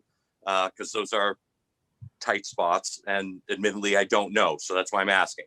And then to the question that I have about the safe harbor is, I realize that the town does not have to negotiate with developers during that period, but is there anything that prohibits us from doing that? It seems like it's the only time that we have any sort of leverage in the process, in that does it make sense to approach a 40B developer and say, hey, are you considering this site? Hey, maybe we can, come to an agreement. And this would be our leverage point. Yeah, so if you don't mind, I could answer a couple of those questions, if that's all right. The development on Hill Street, the example that Peter's referring to, some of them, if you're not familiar with it, are essentially off the side of the road. They're right off the road. There was no into the just divided up the parcels along Valley Street. There's those units that are there. The 7 Hill Street example, that one is a different situation where, I think it's, I want to say 2.5, maybe 3 acre property that was permitted as a multi-lot development. I think that one was probably maxed out under the conventional zoning based on coverage. I'd have to double check, but between parking and coverages and so forth. I'd support that, Rich. I think it's also a consideration with septic there as to how many units you can put in. Right.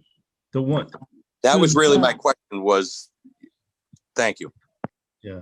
Susan, the one thing I think, and again, I do absolutely, I don't want to say I appreciate Peter's effort as it relates to this topic. It's it's a challenging topic. The only thing that there could be, and I'm not saying that there could be ramifications under this bylaw the way it's proposed as being shifting the scale where there are legal issues related to it. So from a challenging standpoint, they have been raised. I think it's something that should be evaluated. We have we have our own town council. We have a fantastic town moderator that's well versed in this subject matter, and I think it's important to just understand that. I understand we want to hold people accountable, but we don't want to have exposure to the town as well if we've gone a little bit too far afield. Can I ask you a question, Rich? Sure. Or Peter? Sure. Does this exceed any other town around us, Peter? Sounds to me like you did your research, right? Well, like I pointed out, Medfield has a more aggressive plan. I Okay, don't so was that approved by the Attorney General, Rich? It was. So I will. Yeah, so what's the problem here? I'm serious. I think I'm being aggressive here because you David. can't throw these kinds of arguments up without any backing. If there was a legal analysis that needed to happen, it needed to happen before now. David, you are right. And town council, I believe, is reviewing this currently, and I'm hoping that we have an answer by town meeting. However, with that said, I believe that the issue comes from not specifically that the article itself wouldn't be valid or wouldn't be legal. It would be that, say, for example, someone has a property that is halfway through the process. It would not be. You can't apply it retroactively. I know that. That's not my point. Let me finish, David. That in that situation, the argument is currently that their property would be devalued in a way that would open us up to a potential lawsuit. I'm not saying it's going to happen. I'm not saying that it's not going to happen. I'm saying that is the discussion that is going on right now. Again, I'm not trying to use it as a scare tactic because we don't even know if it's the case. I mean, in theory, though, with that said, in theory, any bylaw that we pass can open us up to Every time you make a zoning bylaw change, you affect property This value. comes out next fall with the same thing. Correct. It's always going to open us up, but it is something that town council is reviewing. We don't have all of that information right now. So what we have to do is just vote and, recommend this article based on, that's why I said I wanted to be very clear that I want to consider Mr. Diamond's petition on its merits and its merits alone, not necessarily how it impacts 40B, not necessarily how it impacts the B1 district, because if it does, that is something that we will handle separately. We need to focus solely on Mr. Diamond's petition in this situation. However, what Rich is saying and what others have said is that with that said, we should be aware of potential legal ramifications. Again, that's always the case with bylaw changes. It just is. But it's not, even though that's always the case, it's not saying we shouldn't think about them. But we don't know the answers to those yet. And we have to make a decision tonight. So that's our decision tonight is pass it, say no, or IP it. That's it. That's all we ever have the ability to do. And so again, like I said, I want all of the information and I want everyone to ask all of their questions, but some of these things just can't be answered. And we're going to have to move forward without the answers. So, and you're right, David, the due diligence for this should have been done sooner. I don't know who should have done it. I'm not, that's not obviously my purview, but it certainly should have been done when coming before the advisory board, whether it be the town or the presenter of an article, all of the information should be available to us. And it's not, unfortunately. Can I add to this a little bit? Ms. Yes, Klein? please. I had a petition back in 2014 that removed residential altogether in the downtown B1 business district. That was passed at town meeting by a 2/3 vote.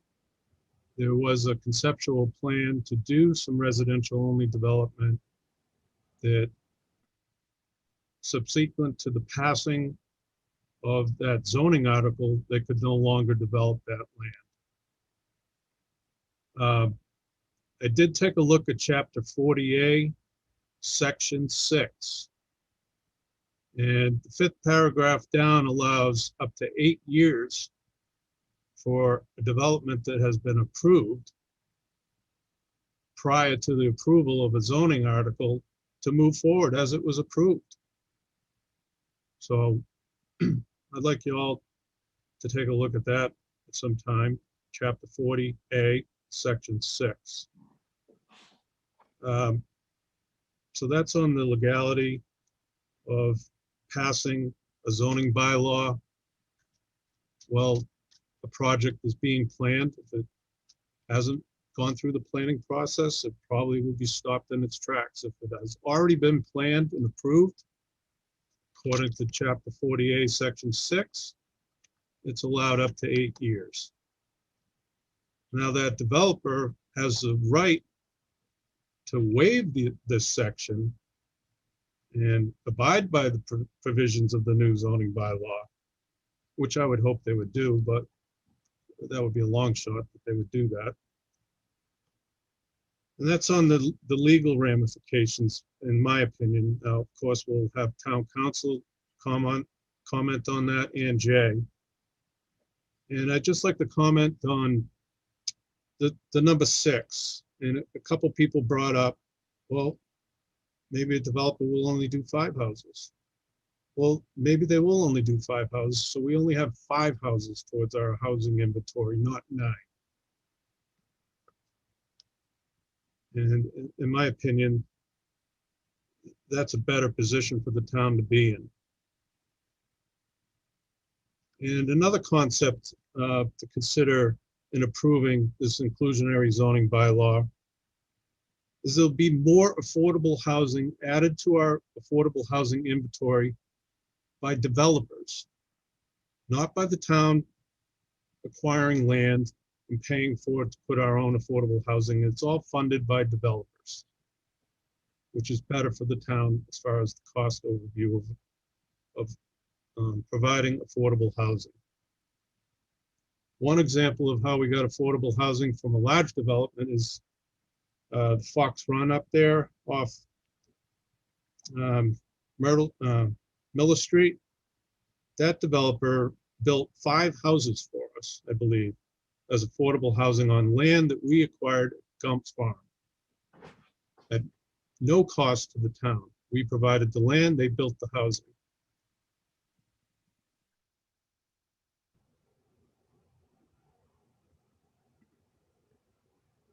Well, I think. So can I just add one quick thing to what Peter just said? Yeah, I think Mr. Diamond froze, so I'm going to give him a few minutes to come Yeah, back. my audio. Okay. Go ahead, Sue. I just wanted to let people know that that large development that he's speaking of, the town did give them the land, but the proceeds of the home sales came back to the Affordable Housing Trust, which allowed us to go out and buy some additional properties. I just wanted people to be aware of that. Yeah. Thank you. Thanks, Sue. Sorry, my computer froze. I was done with my statements. If there's any more questions, I'm here to provide the best answers I can. Thank you for listening. Thank you, Mr. Diamond. I want to make sure that we hear from everybody on the advisory board before we open it up to any questions from the town, but does anyone else have any specific questions for Mr. Diamond?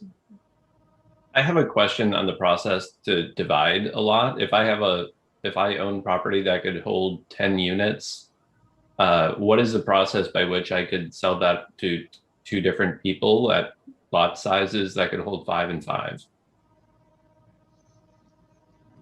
So you would submit what they call under the law a preliminary plan, which is it's not a detailed plan, but it's a sketch plan that shows the layout of the lots compliant with the zoning bylaw, the district, what it sits on. So whether it's 30,000, our district 43,560 or 55,000.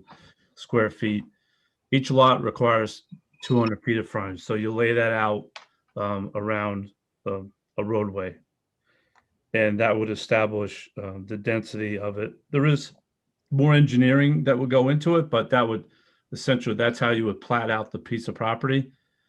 And then there's what they call a definitive plan, which is a full engineered plan that once it goes through the approval process with the planning board is what gets recorded and is constructed. And that would have at that.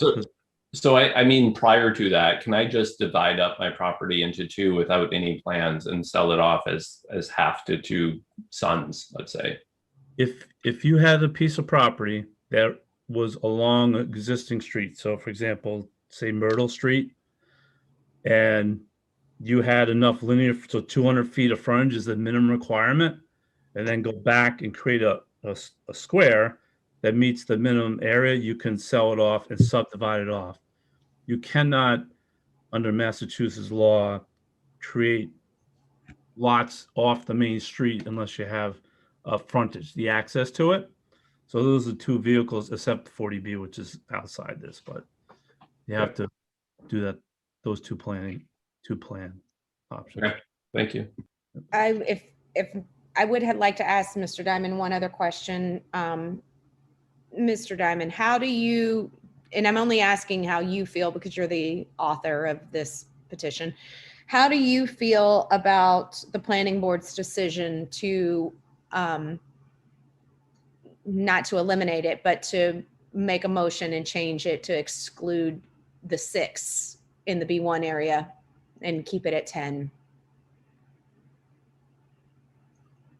I think it will cause a developer to subdivide his land, possibly, because they have a minimum lot size of 30,000 square feet and 75 feet of frontage, I believe.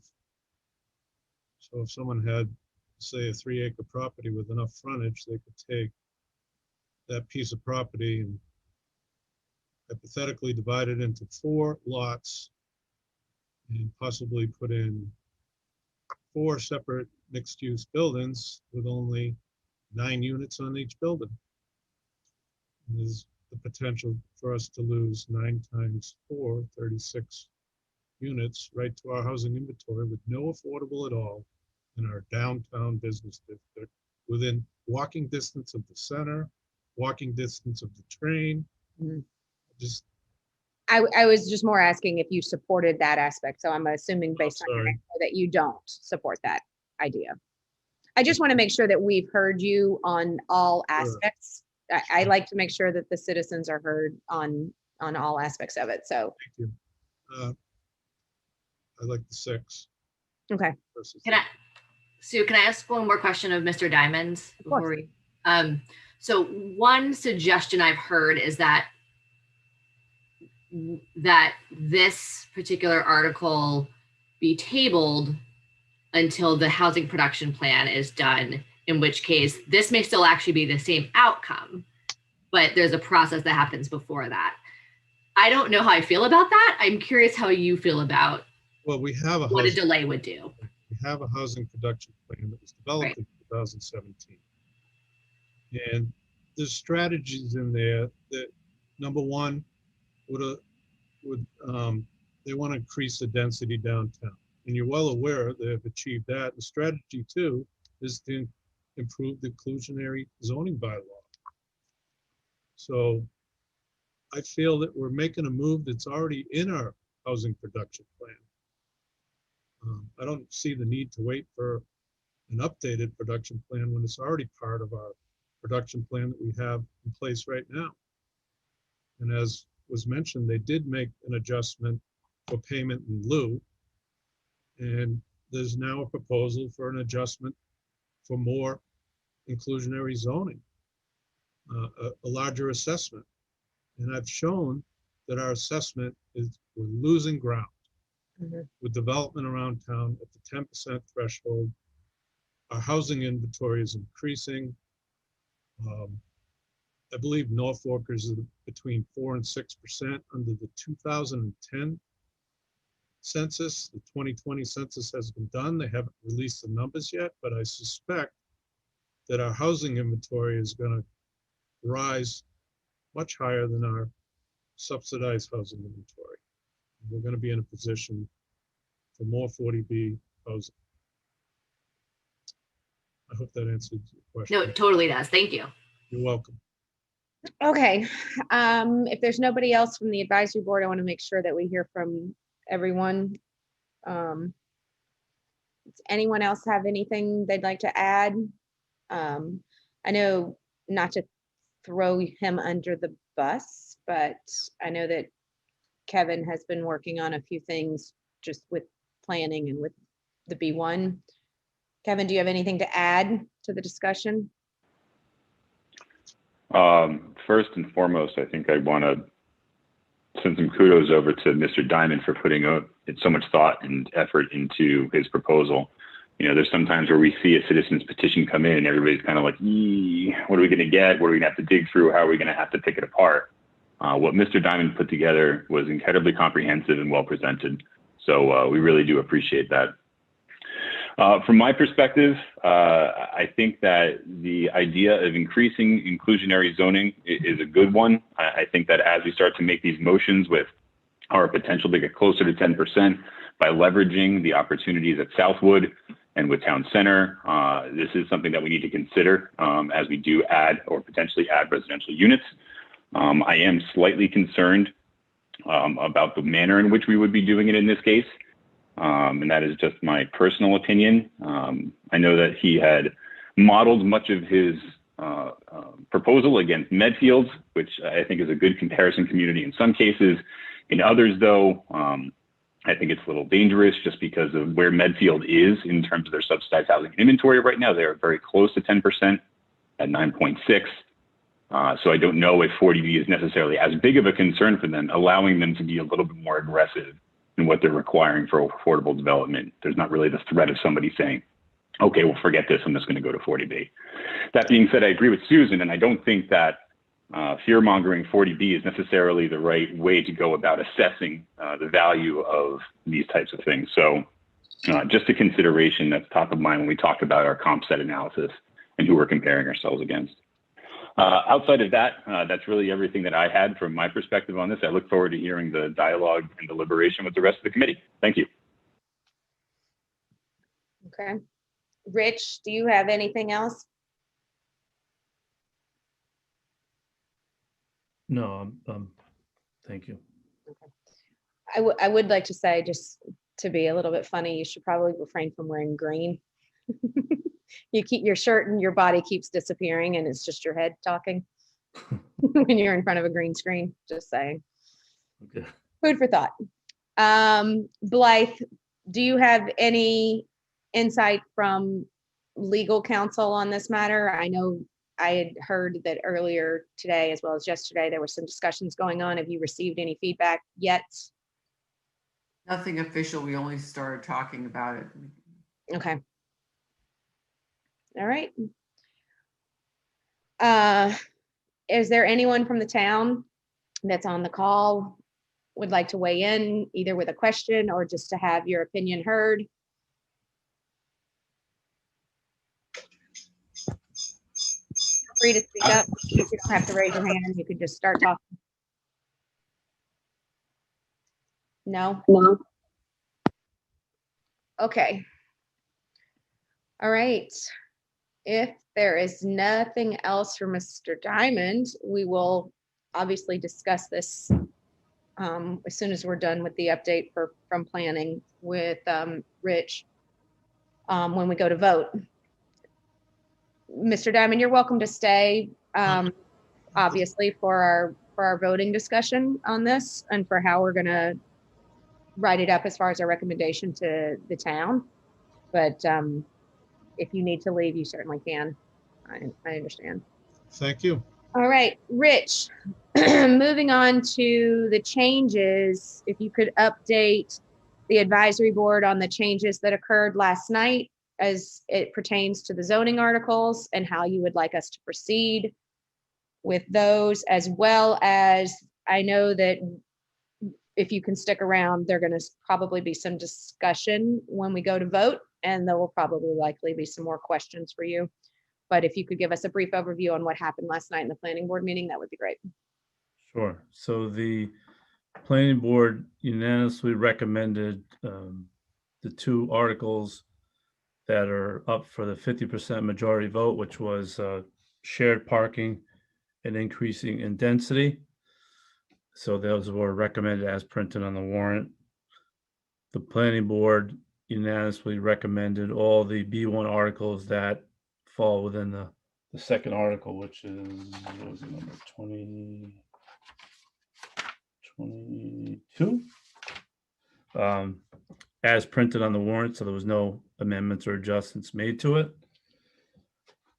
The planning board unanimously recommended changing the zoning map, which changes the inner core and outer core to the B1 zone.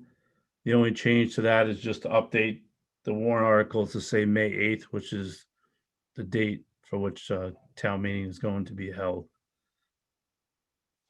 And then, as you probably already alluded to, recommending removal of the F5A and F5C accessory building and swimming pool provisions in the bylaw. Can you explain to the advisory board how that's going to impact, what the impact on that is going to be?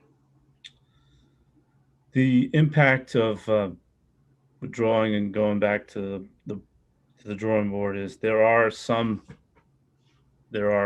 3 properties right now that have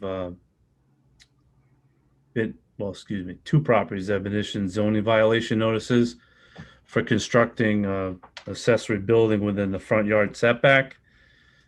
With that not moving forward, that zoning bylaw, they're going to have to apply for a variance and potentially get a variance from the zoning board of appeals to leave their accessory building where it is in the front yard, or move it back that greater than 50 feet from the street.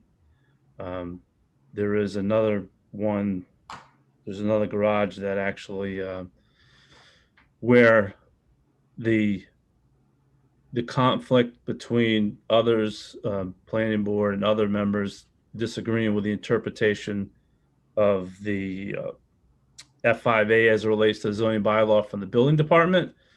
That particular project, I think at this point, I would suspect the building department will just issue that permit, because that garage is set back further than 50 feet off the main street, but it's quote unquote, as others and interpreted the bylaw to be the front yard. So it was off to the side.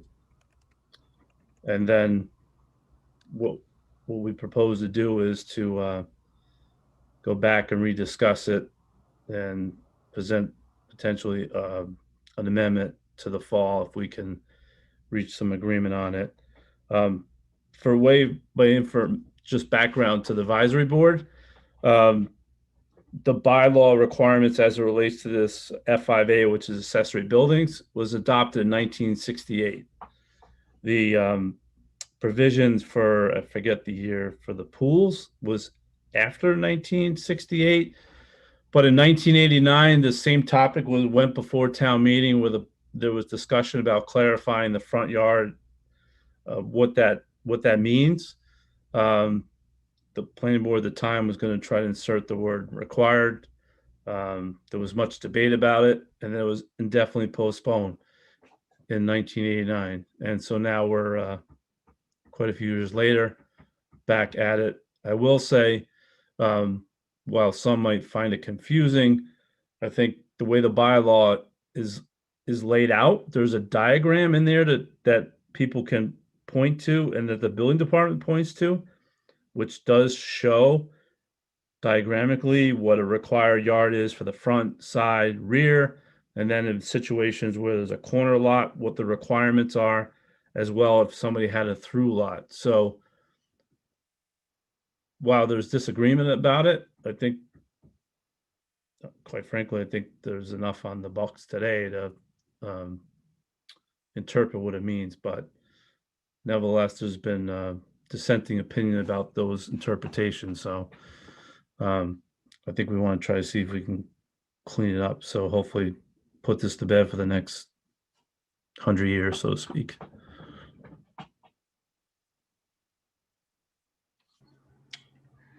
Okay, thank you. Thank you for the update. And you already gave the planning board update on the essentially of Peters. So they unanimously recommended it with the proviso for a friendly amendment to just have the B1 start at 10 versus 6. So yeah, and that, just for logistics sake, Blythe, correct me if I'm wrong, but that'll come down to, I mean, that's what the planning board is going to recommend, but that'll still come down to voting at town meeting, correct? Yes. It'll be voted on as an amendment. If they choose to propose, right? If they choose to propose it, yes. If someone chooses to propose it, okay. So just for logistic purposes, so everyone understands where we are. In order, we would be voting on I'm referring to a town meeting, not tonight. We would be voting on the approval or not of the B1 articles, which would encompass both the 50% as well as the 2/3 majority. And if it really doesn't matter whether those pass or they don't, as far as whether or not we vote on Mr. Diamond's, and then we will be voting on Mr. Diamond's separately later because it's a separate warrant article. If they both pass, then someone may, if they choose, vote to put forth an amendment, or do they need to put forth the amendment prior to voting on Mr. Diamond's petition? I'm just trying to make sure that we all understand logistically what could or could not happen. I think the amendment would come up on the floor of town meeting. But I mean, is it going to be part of Mr. Diamond's petition prior to them voting on it, or would it be after Mr. Diamond's petition is approved? He needs to put his motion on the floor of what he proposes to do, and then the debate can continue after that, and people can make amendments.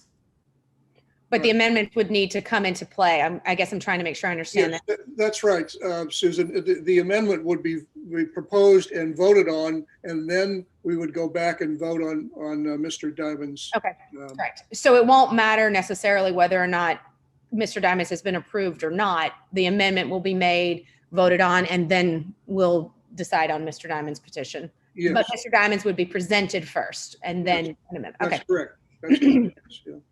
Okay. Does anyone have any questions, either the advisory board or anyone on the call have any questions about the changes that Rich just went over? This is Kristen. I can add just a little bit of color because I was on that call last night. As my husband said, why are you on that call? You have another call tomorrow. But I wanted to get a sense of what was coming. To be fair, I think that the articles that are getting removed were actually really close. It's just that I think they probably needed one more meeting, and we just ran it. They just ran out of time to get it figured out. So I do think this will be pretty, easy to kind of reconcile the different things I was hearing last night. But it just didn't have enough time to get to us and to get to the printed warrant. So it was a good discussion. But I also agree that it was the right call to postpone it to the fall. So before we actually start taking votes from the advisory board on this, I want to make sure that everyone has had a chance to be heard, either by speaking up themselves or sending me a message, and I can address a question that way if you prefer. I know there's some local small business owners on the call. Is there anyone that has any questions? Is there anyone that has any concerns? Anything that they'd like us to consider before we're voting on these articles? Not to put anyone on the spot. I just want to make sure that everyone has a chance.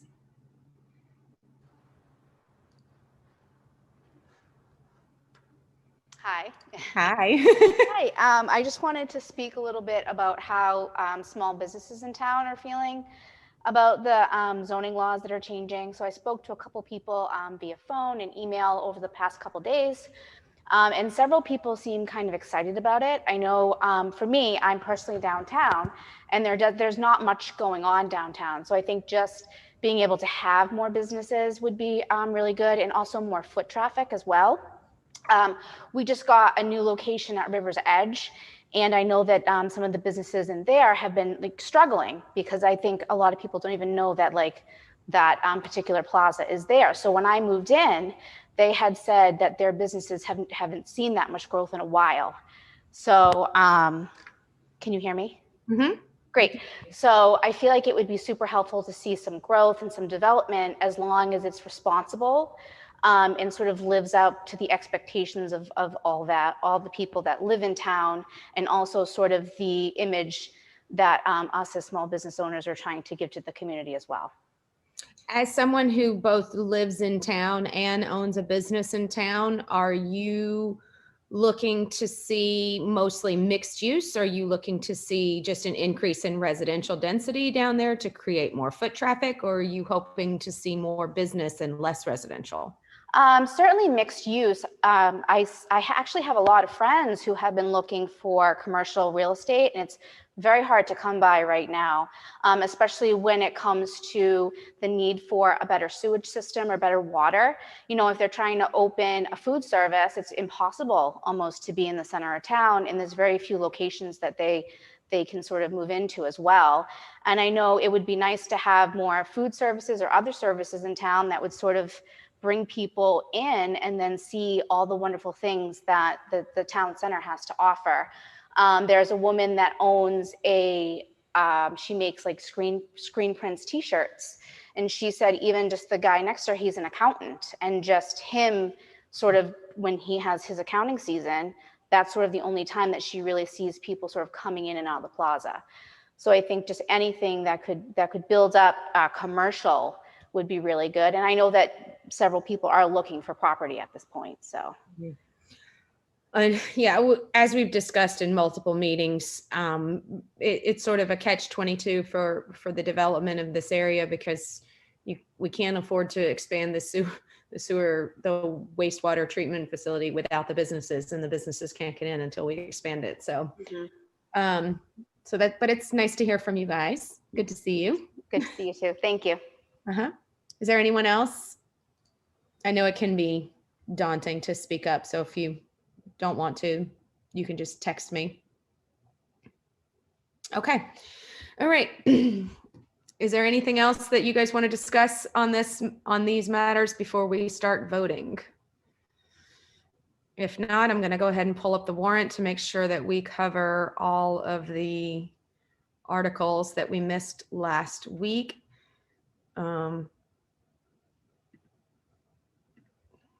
Give me 1 second. Okay. Erica, if you could, in order, just remind me of what, other than the town budget, which I believe we're going to wait on until next week, I think. Well, are we still waiting on town budget till next week? Yes, we're going to wait on Article 3, which is the transfers, until town meeting itself. And yes, on number 5, the budget till next week. The select board will vote on it on Tuesday night. Okay, that's great. Erica, remind me from Article 5 on, we did 6, we did 7. Are we all the way caught up until we hit 10, is it? Did we do 10? Yep, 10, advisory committee took no position. That's right, okay. So we need to vote on 11? 11, yep. Okay. And just as a reminder to everyone from earlier, this is the request to reauthorize the expenditure limits for the revolving funds from $6,000 to $47,000 for the operation of a handicap accessible van to acquire that. If there's no further discussion on this, I would take a motion.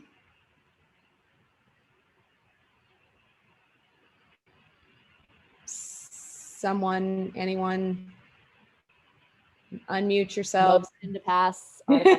Don't make me do it again, guys. Come on, David does all of them. Somebody speak up. Motion to approve article, go back, I don't even know what 11. article is. 11. Article 11. I did it, David.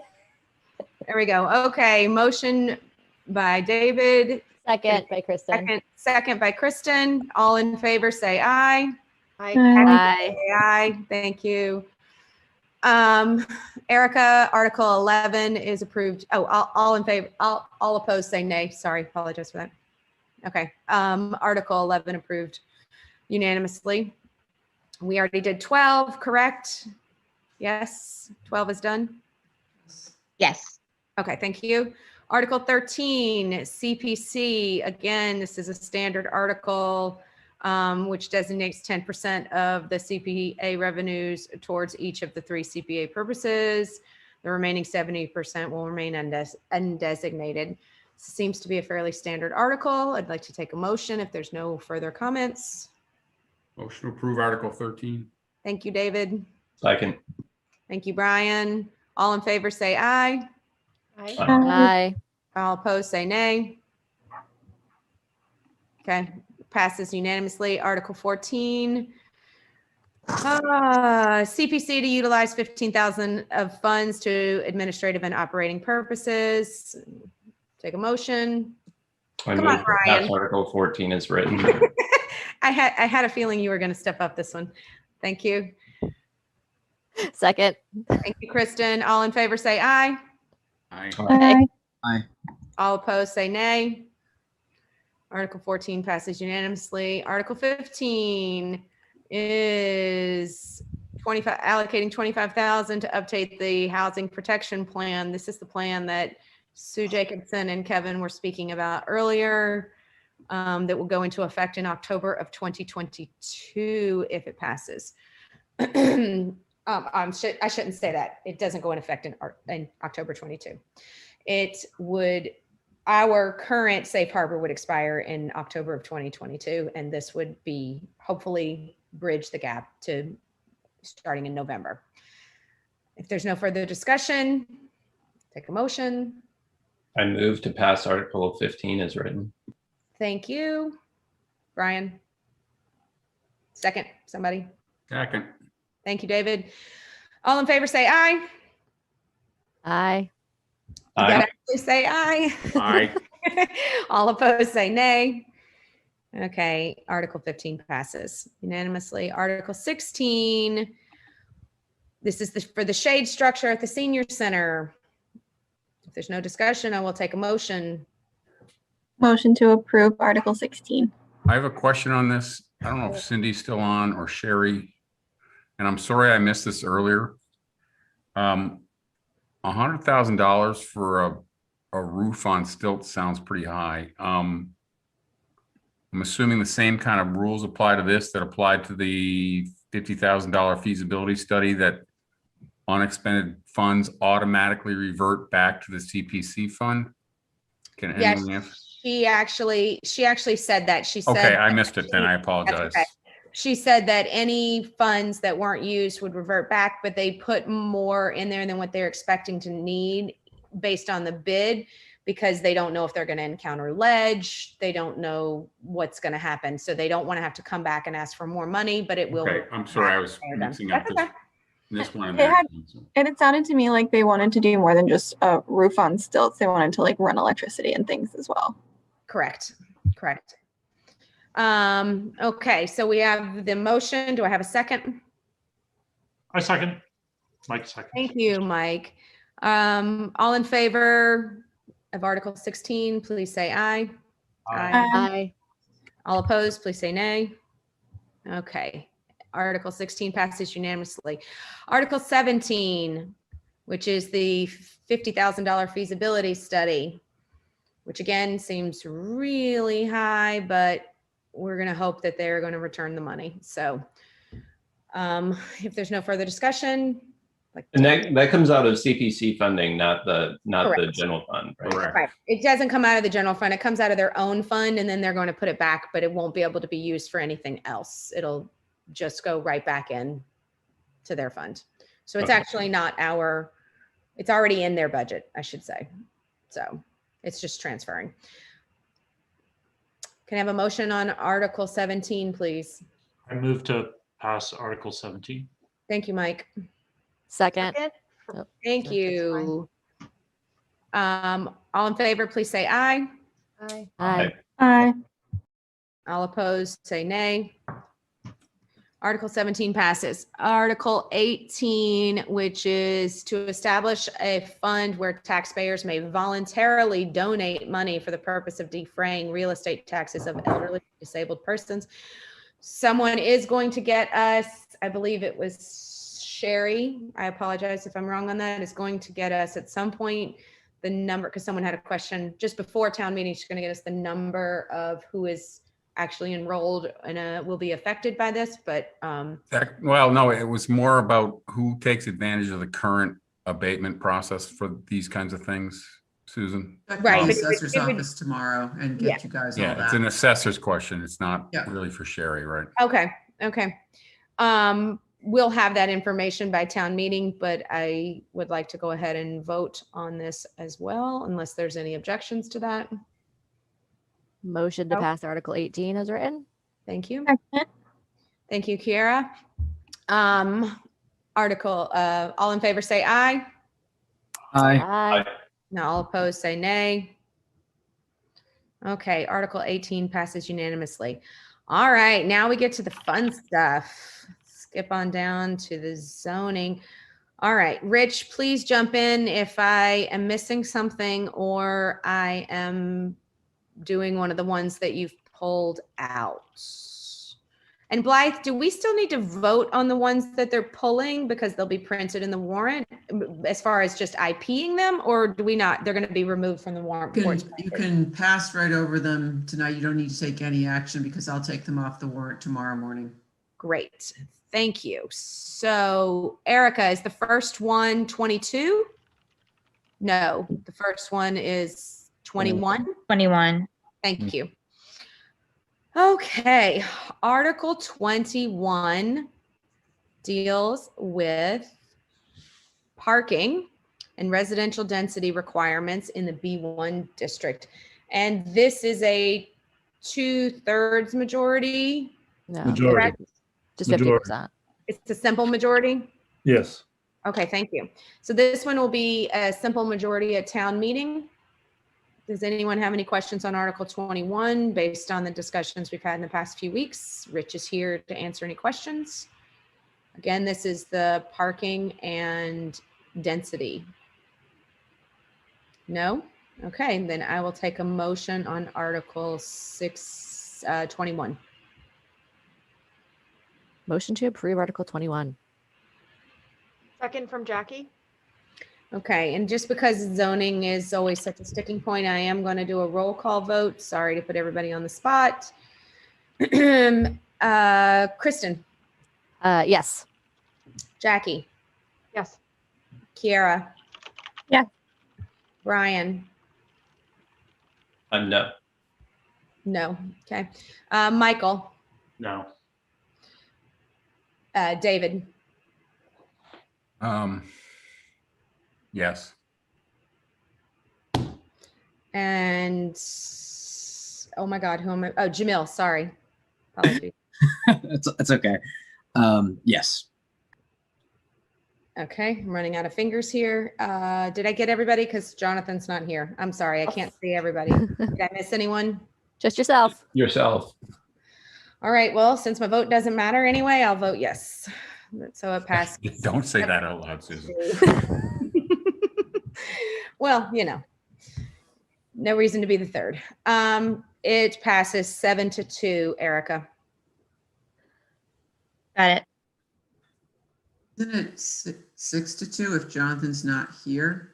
6-2, yeah. Okay, well, I must have miscounted because I ran out of fingers. I was at 6 and then myself would have been How 7. many fingers do you have, Susan? Right? I'm like, I think I ran out of fingers. I was trying to keep the yeses and the nos on different hands. Okay, apologies. 6-2. Oh, I'm terrible at math. Article 22. This is, this is all of the stuff. Sorry, guys. This is the main one. Is this one as well? Is this the 2/3 or is this still 50%? That's 2/3. Okay. So this one deals with the zoning district changes for the B1 that, okay, I don't need to read all of that. This deals with the development would be include, hold on.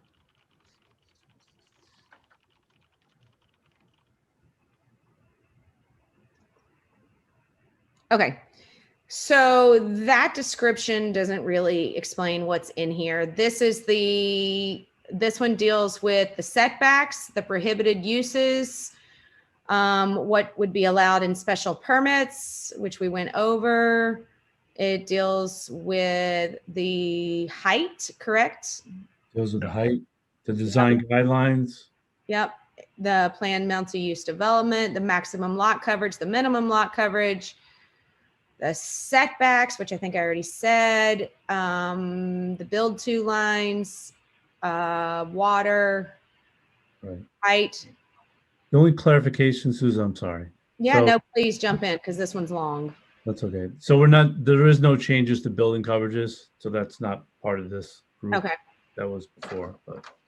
Okay. And this one covers like the requirement for commercial on the first floor, like all that. That's all this one.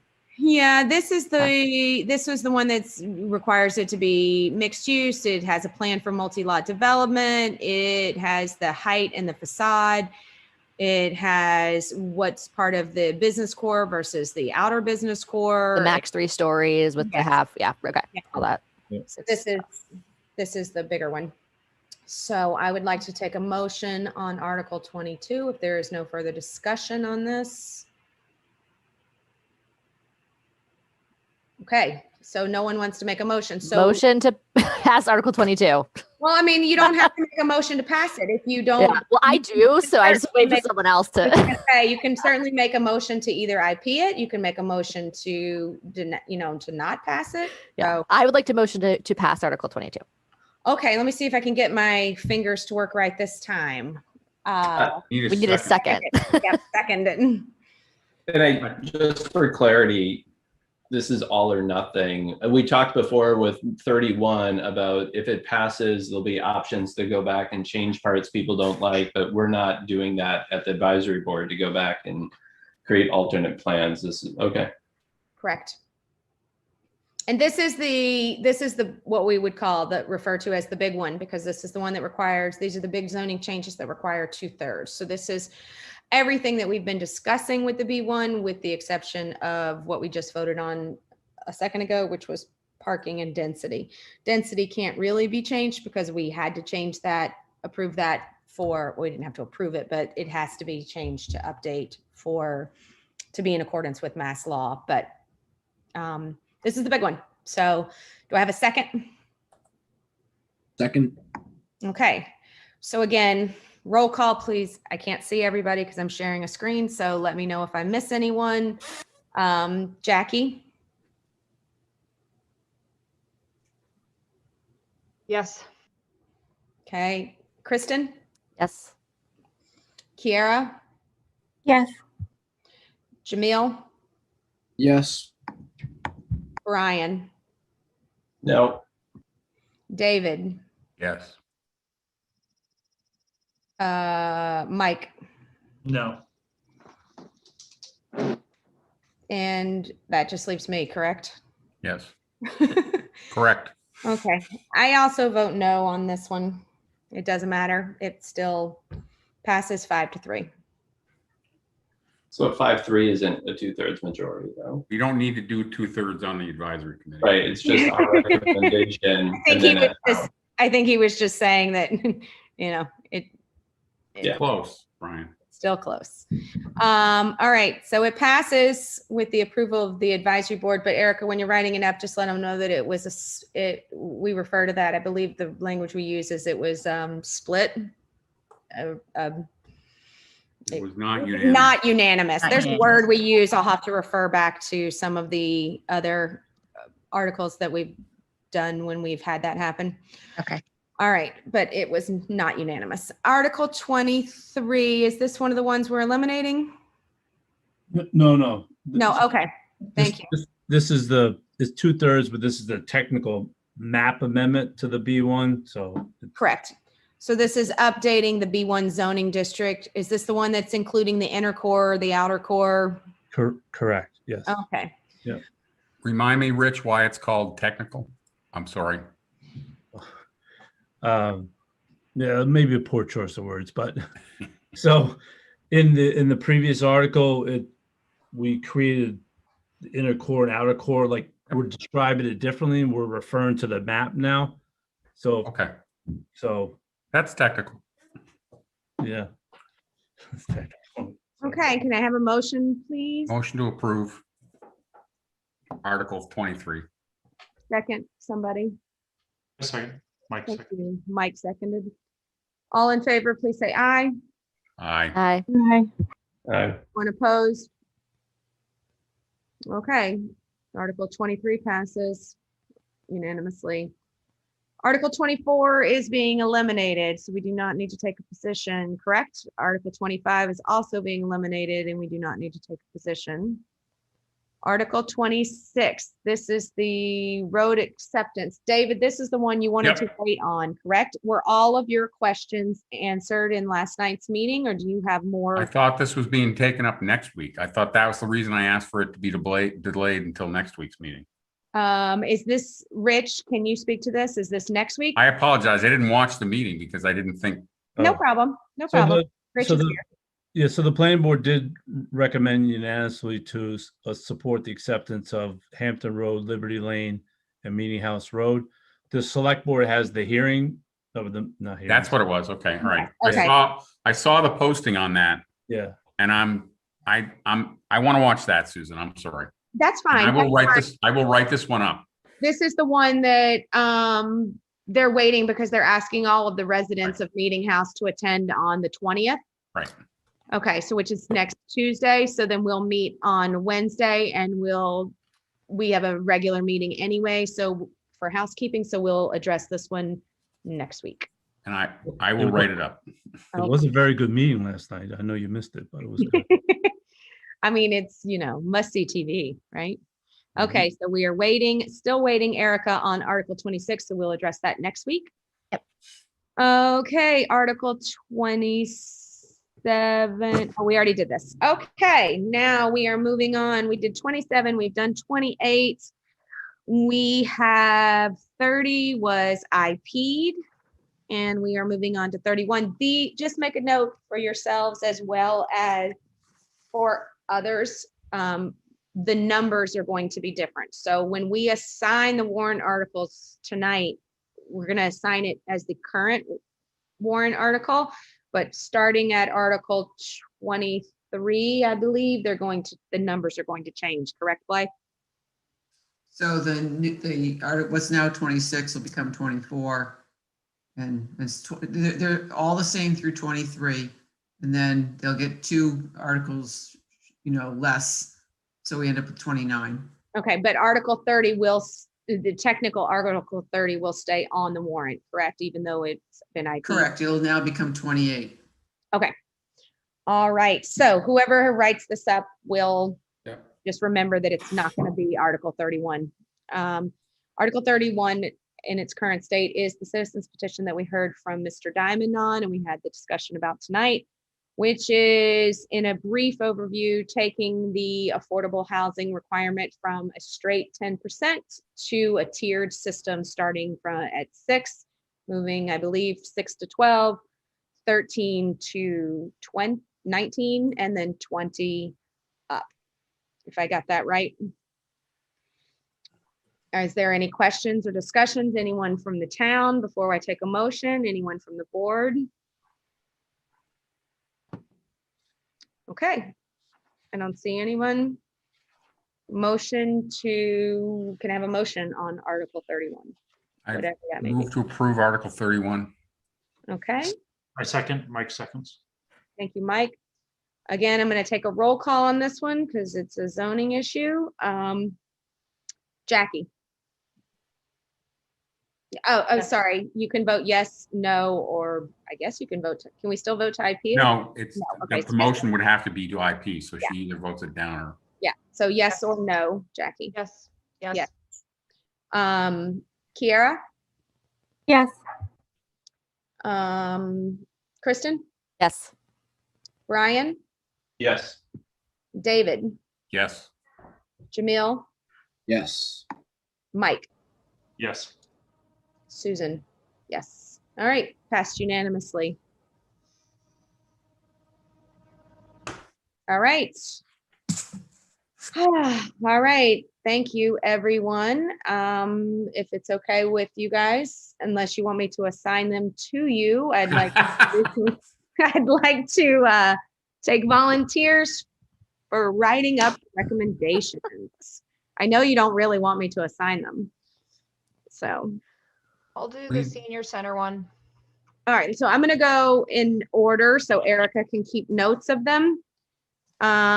Let's see. Article 1, no one needs to write. Article 2, 3, and 4 are town articles. Do I have anybody who wants to write 2, 3, and 4? I'll do 2, 3, and 4. This is Kristen. Okay, Kristen, thank you so much. Actually, wait, do we know when town meeting is starting? What time? I believe 10 a.m., 11 a.m. I The should not. select board was going to land on it definitely next week, but I'm thinking 10 a.m. Yes. Okay, so I should not take any articles in the very beginning, so I'll have to be late. So, never mind. I'll do them. 4, sorry. Mike, Erica, that's Mike Huff. He's going to do 2, 3, and 4. Yes. I will do the budget if no one has a problem with that. Just because we're not voting on it until next week, I'll take that one. Nobody? Okay, I'll take so put Susan down for Article 5. Article 6 and 7 are the wastewater and water transfers. Can do those. Thank you, Mr. David. Erica, David is going to do 6 and 7. Yep. Article 8. These are both IPs. I'll do 8 and 9 as well. Okay, so he's going to do 8 and 9. We have Article 10. There's no position on this, so we don't need to do anything.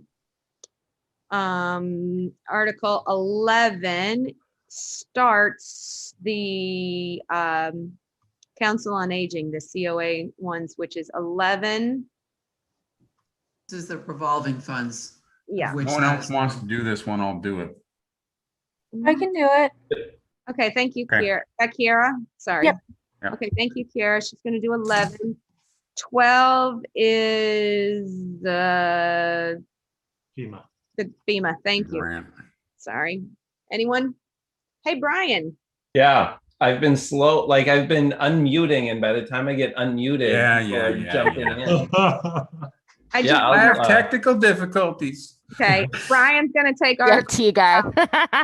and just so you know, just because Jonathan's not here, don't think I'm not assigning him something. Oh yeah, well, let's save some for Jonathan. Now, let's be real slow on a couple, and I'll assign him to Jonathan. He can do ZB1. Oh, I told him tonight when he told me he wasn't coming. I told him he was the worst vice chair ever. All right, Article 13. I'll do 12, 13, 14. That's half of the senior ones, and then let someone else do the other Right. half. Thank you, Brian. 12, 13, and 14 is going to Brian. So I have 15, 16, 17, and I'll 18. do those. I'll do 15 through 18. Okay, Kristen, thank you. 15 through 18. All right, 19, energy. Oh, come on. I'll Dick. do 19. Jackie will do 19. Oh, thank you, Jackie. All right, 20. I'm not the best person on this one because it's a coin toss for me. So I know. Article 20, which is the animal regulations. Anyone? If not, I'm assigning that one to Jonathan. No, actually, Jonathan took a lot of interest in this one. So. He did because he had interest in the crowing roosters from before. So why don't we assign Article 20 to Jonathan? See what happens when you're not here? I just assign away. Jamil, I'm not going to assign you any since you haven't been to town meeting yet, unless you actually want something. So if you do, speak up. If not, we'll let you pass this time. But we're going to give you double in November. Just so you know, that's the way it works. That works for me. All right, Article 21 is the B1, and I know what's going to happen here, but let's go ahead. Anyone for the B1? Going once. Come on, people. I knew you were going to make me do this. I think Jonathan said he wanted that one. I'm going to split these with Jonathan because I don't think it's fair that I have to do all of the B1. So how many B1 articles are there, Rich? Is it 21 and 22 and Those are 23? the ones with the, those are the ones with the Right. split vote, Susan. So you probably should do them. I know. Fine. All right.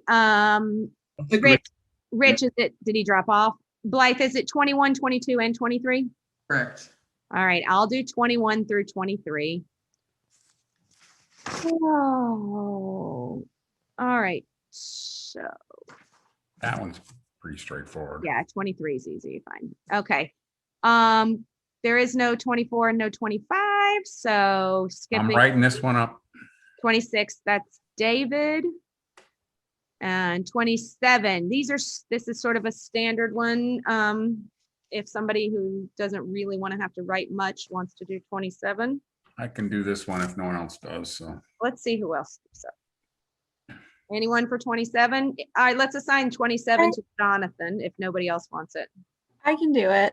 Oh, Kiara, you want to do 27? Sure. Okay, thank you. 28 is again a standard. Do you want to do that one as well? They're both just standard articles. Sure. Okay, 27 and 28. 29 is selling off the surplus property. I'll We'll do it 29. It's fine. 29. 30, all you have to do is make a motion to IP it because they're not doing anything with it. I'll assign that one to Jonathan since that's easy. He just has to IP it. Erica, if you'll make a note that I assigned current Article 30, which is the IP citizen petition, to Jonathan. Yep. And 31, and I think it should be someone who's here just only because Jonathan wasn't privy. I'd like to do this one unless someone else wants to do it. So Okay. Does anyone else have an opinion on doing Article 31? Okay, Article 31 going to David. All right. I have a serious request. As I mentioned last week, I busted up my right hand, so I'm taking notes, but I'm not entirely sure I can read them all. So Erica, if you could send me an email with what you think I was assigned. I've got Yeah. notes, but I want to make sure this happened last time and I could write last time. So Yes. I can send you an email, but as of what I have here, you've got 6, 7, 8, and 9, 26, and 31. okay. My notes are a mess, so Sure, no I problem. can't read them. So Honestly, I've always appreciated when we just get like an email after this meeting, just saying like each article and who's assigned, Yeah, just so we all know it's covered. Yep, absolutely. Okay. No problem. And if you could make sure to include Jonathan and let him know that Susan said he has to do those articles because he loves being told what to do by me. in case Will you- do. Susan, just one point. Yeah, go I ahead. want to let you know that I'm expecting to hear from Jay on which articles he wants to put on the consent calendar. So we'll know that for the moderators meeting next week. And so that, if those all pass, under one motion at town meeting, then we won't, you guys won't have to actually move them at the meeting. They'll get taken care of at the beginning. So is this going to become a Blythe, I don't even know. You probably don't even know. Is Jay planning on making this a standard operating procedure for town meeting? Because Since he brought it up, I'm going to say the answer is yes. When I sent him the warrant, a week or so ago, he said he saw a number of things he thought could go on the consent calendar. So I wrote to him today and said, can you let me know what you think they are so I can add that to the motions that we go over next Thursday. Yep. Okay. Thank you. Okay. I like that idea. I just didn't know if it was going to become permanent. So I'm going to take a guess that yes. I would also like to thank, in case we don't get to it, we do have a meeting next week because we do have to approve, well, we do have to vote on, sorry, I don't want to make assumptions. We do have to vote on the budget and we also have to vote on the last article, which is the street acceptances. So make sure everyone comes, but I would imagine we will be a half hour or less. It will be a very short meeting. And make sure you get your articles written up. They're due on the 23rd. When you turn them in, you can turn them in tomorrow or you can turn them in on the 23rd, but they are due on the 23rd. Erica, they will be sending them to you, but if everyone could CC both me and Blythe on them when you do them, just so that we can help Erica with the process in case she has any questions. So you don't have to send them to the whole board, just when you write them up, send them to Blythe, myself, and Erica. And again, you don't need to reinvent the wheel. Look at last year's warrant and how they were written, and plagiarize the crap out of that stuff. So, If just a friendly request to everyone, if you're able to do them sooner, that's wonderful, because we've got to turn it around to the 26th to get it to the printer. So anything sooner just helps us do that. Tomorrow I will send Susan and Erica the final version of the budget that the select board will get on Tuesday night. I don't expect it to change really much at all from what you've already seen. Todd's doing one last scrub of every account, making sure that if $5 needs to go here and $5 less somewhere else, we're sorting that out, and they'll vote on that Tuesday night. When they're voting on town meeting, you had said you thought it was going to be 10. Just keep in mind that we also have to meet at least an hour before, just to vote on the transfers and things. So that puts us at 9 a.m. Yep. So, you wanted to push it till 11, that would be awesome. You can't get up before 9? Oh, I get up before 9. You don't want to see me at that early. I am not a morning person. I will not be friendly. It'll take me till at least 10 a.m. to get friendly. So just lots of unfriendly amendments. If we're That's right. That's right. I'm just letting you know I'm not a morning person. And we'll be speaking with the school about assigning a conference room for both select board and advisory, so you guys have a place to meet. Okay. So Jamil, just because it's your first year, just to go over it real quick with you before we adjourn, we all come to town meeting. We come an hour before, we vote on transfers. This year there aren't any, so it's really just a procedural. There will be transfers. Oh, you are going to have transfers. We have transfers for snow and ice expenditures over the budget, and we will need a transfer. We have a large amount of leachate that's coming out of the landfill that we've overspent the budget for. There's a few other things, I just don't remember what they are. Okay, thank you. So Jamil, we meet about an hour before. It usually doesn't take us an hour, but we like to have that time just in case, to make sure everything's set up. So we meet an hour before, we vote on the transfers, and then we get set up at town meeting. You won't have to present any this year because you're not writing any up, but just know that usually what happens is when you write up an article, the recommendation and how the advisory board voted, it's just a synopsis of what happened during and how the vote went down. And then you make the motion on town floor. So there's a couple little procedural things that have to be read. It's the same for everyone, but you stand up at the microphone, you read them out, you make the motion, and then it gets voted on that way at town meeting. You're also sort of the point person to answer questions. So we like to try to pick warrant articles that we can answer the questions to should they arise, which is why you saw no one speak up on the B1 articles, because they want me to do them all. But anyway, that's fine. So that's the way it works. And again, you won't have to do that this year, but you will have to do it in the fall because we like to spread the wealth. And I would not expect the discussion on the citizens petition to go as well tonight. I mean, to go as well at town meeting as it did tonight. We didn't have really anyone here who was opposing it, whether that be developers or whomever in town. Those people will likely be at town meeting, so be prepared to answer those questions. With the citizens petition, though, I'm presenting it. I'm going to defer to Peter in a lot of ways. You can certainly do that. Defer to him. I mean, I know last year I presented the one that was the zoning change by Betsy, and I answered a couple of questions and more procedurally, like how the advisory board voted and what our conversation entailed during our meeting, because that was sort of came up. And people went back and forth on that, but Betsy actually answered most of the questions, Right. as did a couple of other people. The people who are opposing it will speak, and Mr. Diamond will speak, but they may ask some procedural things that happened during our meeting and who asked what questions and what discussions happened. I just want to be prepared that I want you guys to be prepared. I don't know that that's going to go as smoothly as it did tonight. And again, One procedural thing, next week I'm going to be out, and just want to make sure we have a quorum of people who can make it next week. is there, I believe Jonathan will be here. So is there anyone else that's going to be out next week that they know right now they're going to be out next week? Okay. So yeah, we still have a quorum. Thank you, Brian. Great. All right. Yay, people, we finished a week early. Yay. I'm so excited.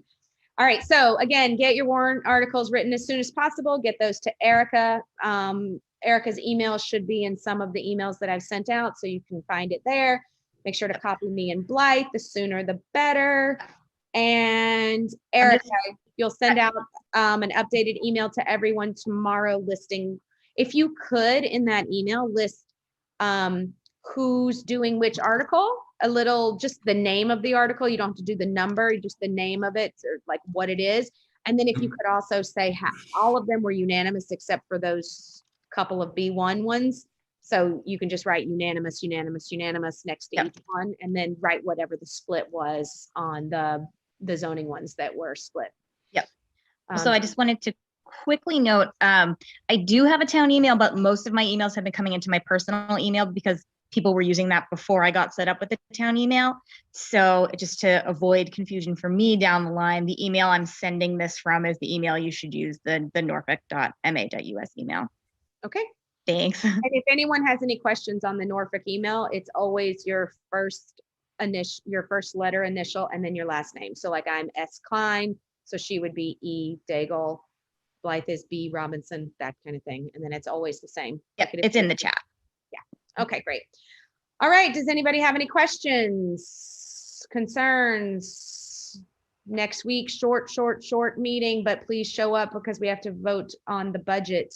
So please show up, get your warrant articles written as soon as possible, and I will see you at town meeting. Motion to adjourn from someone, please. Motion to adjourn. Second. I noticed that I don't have a shortage of people making that motion. But All I right, always do good it. night, everybody. I always beat everyone to the punch.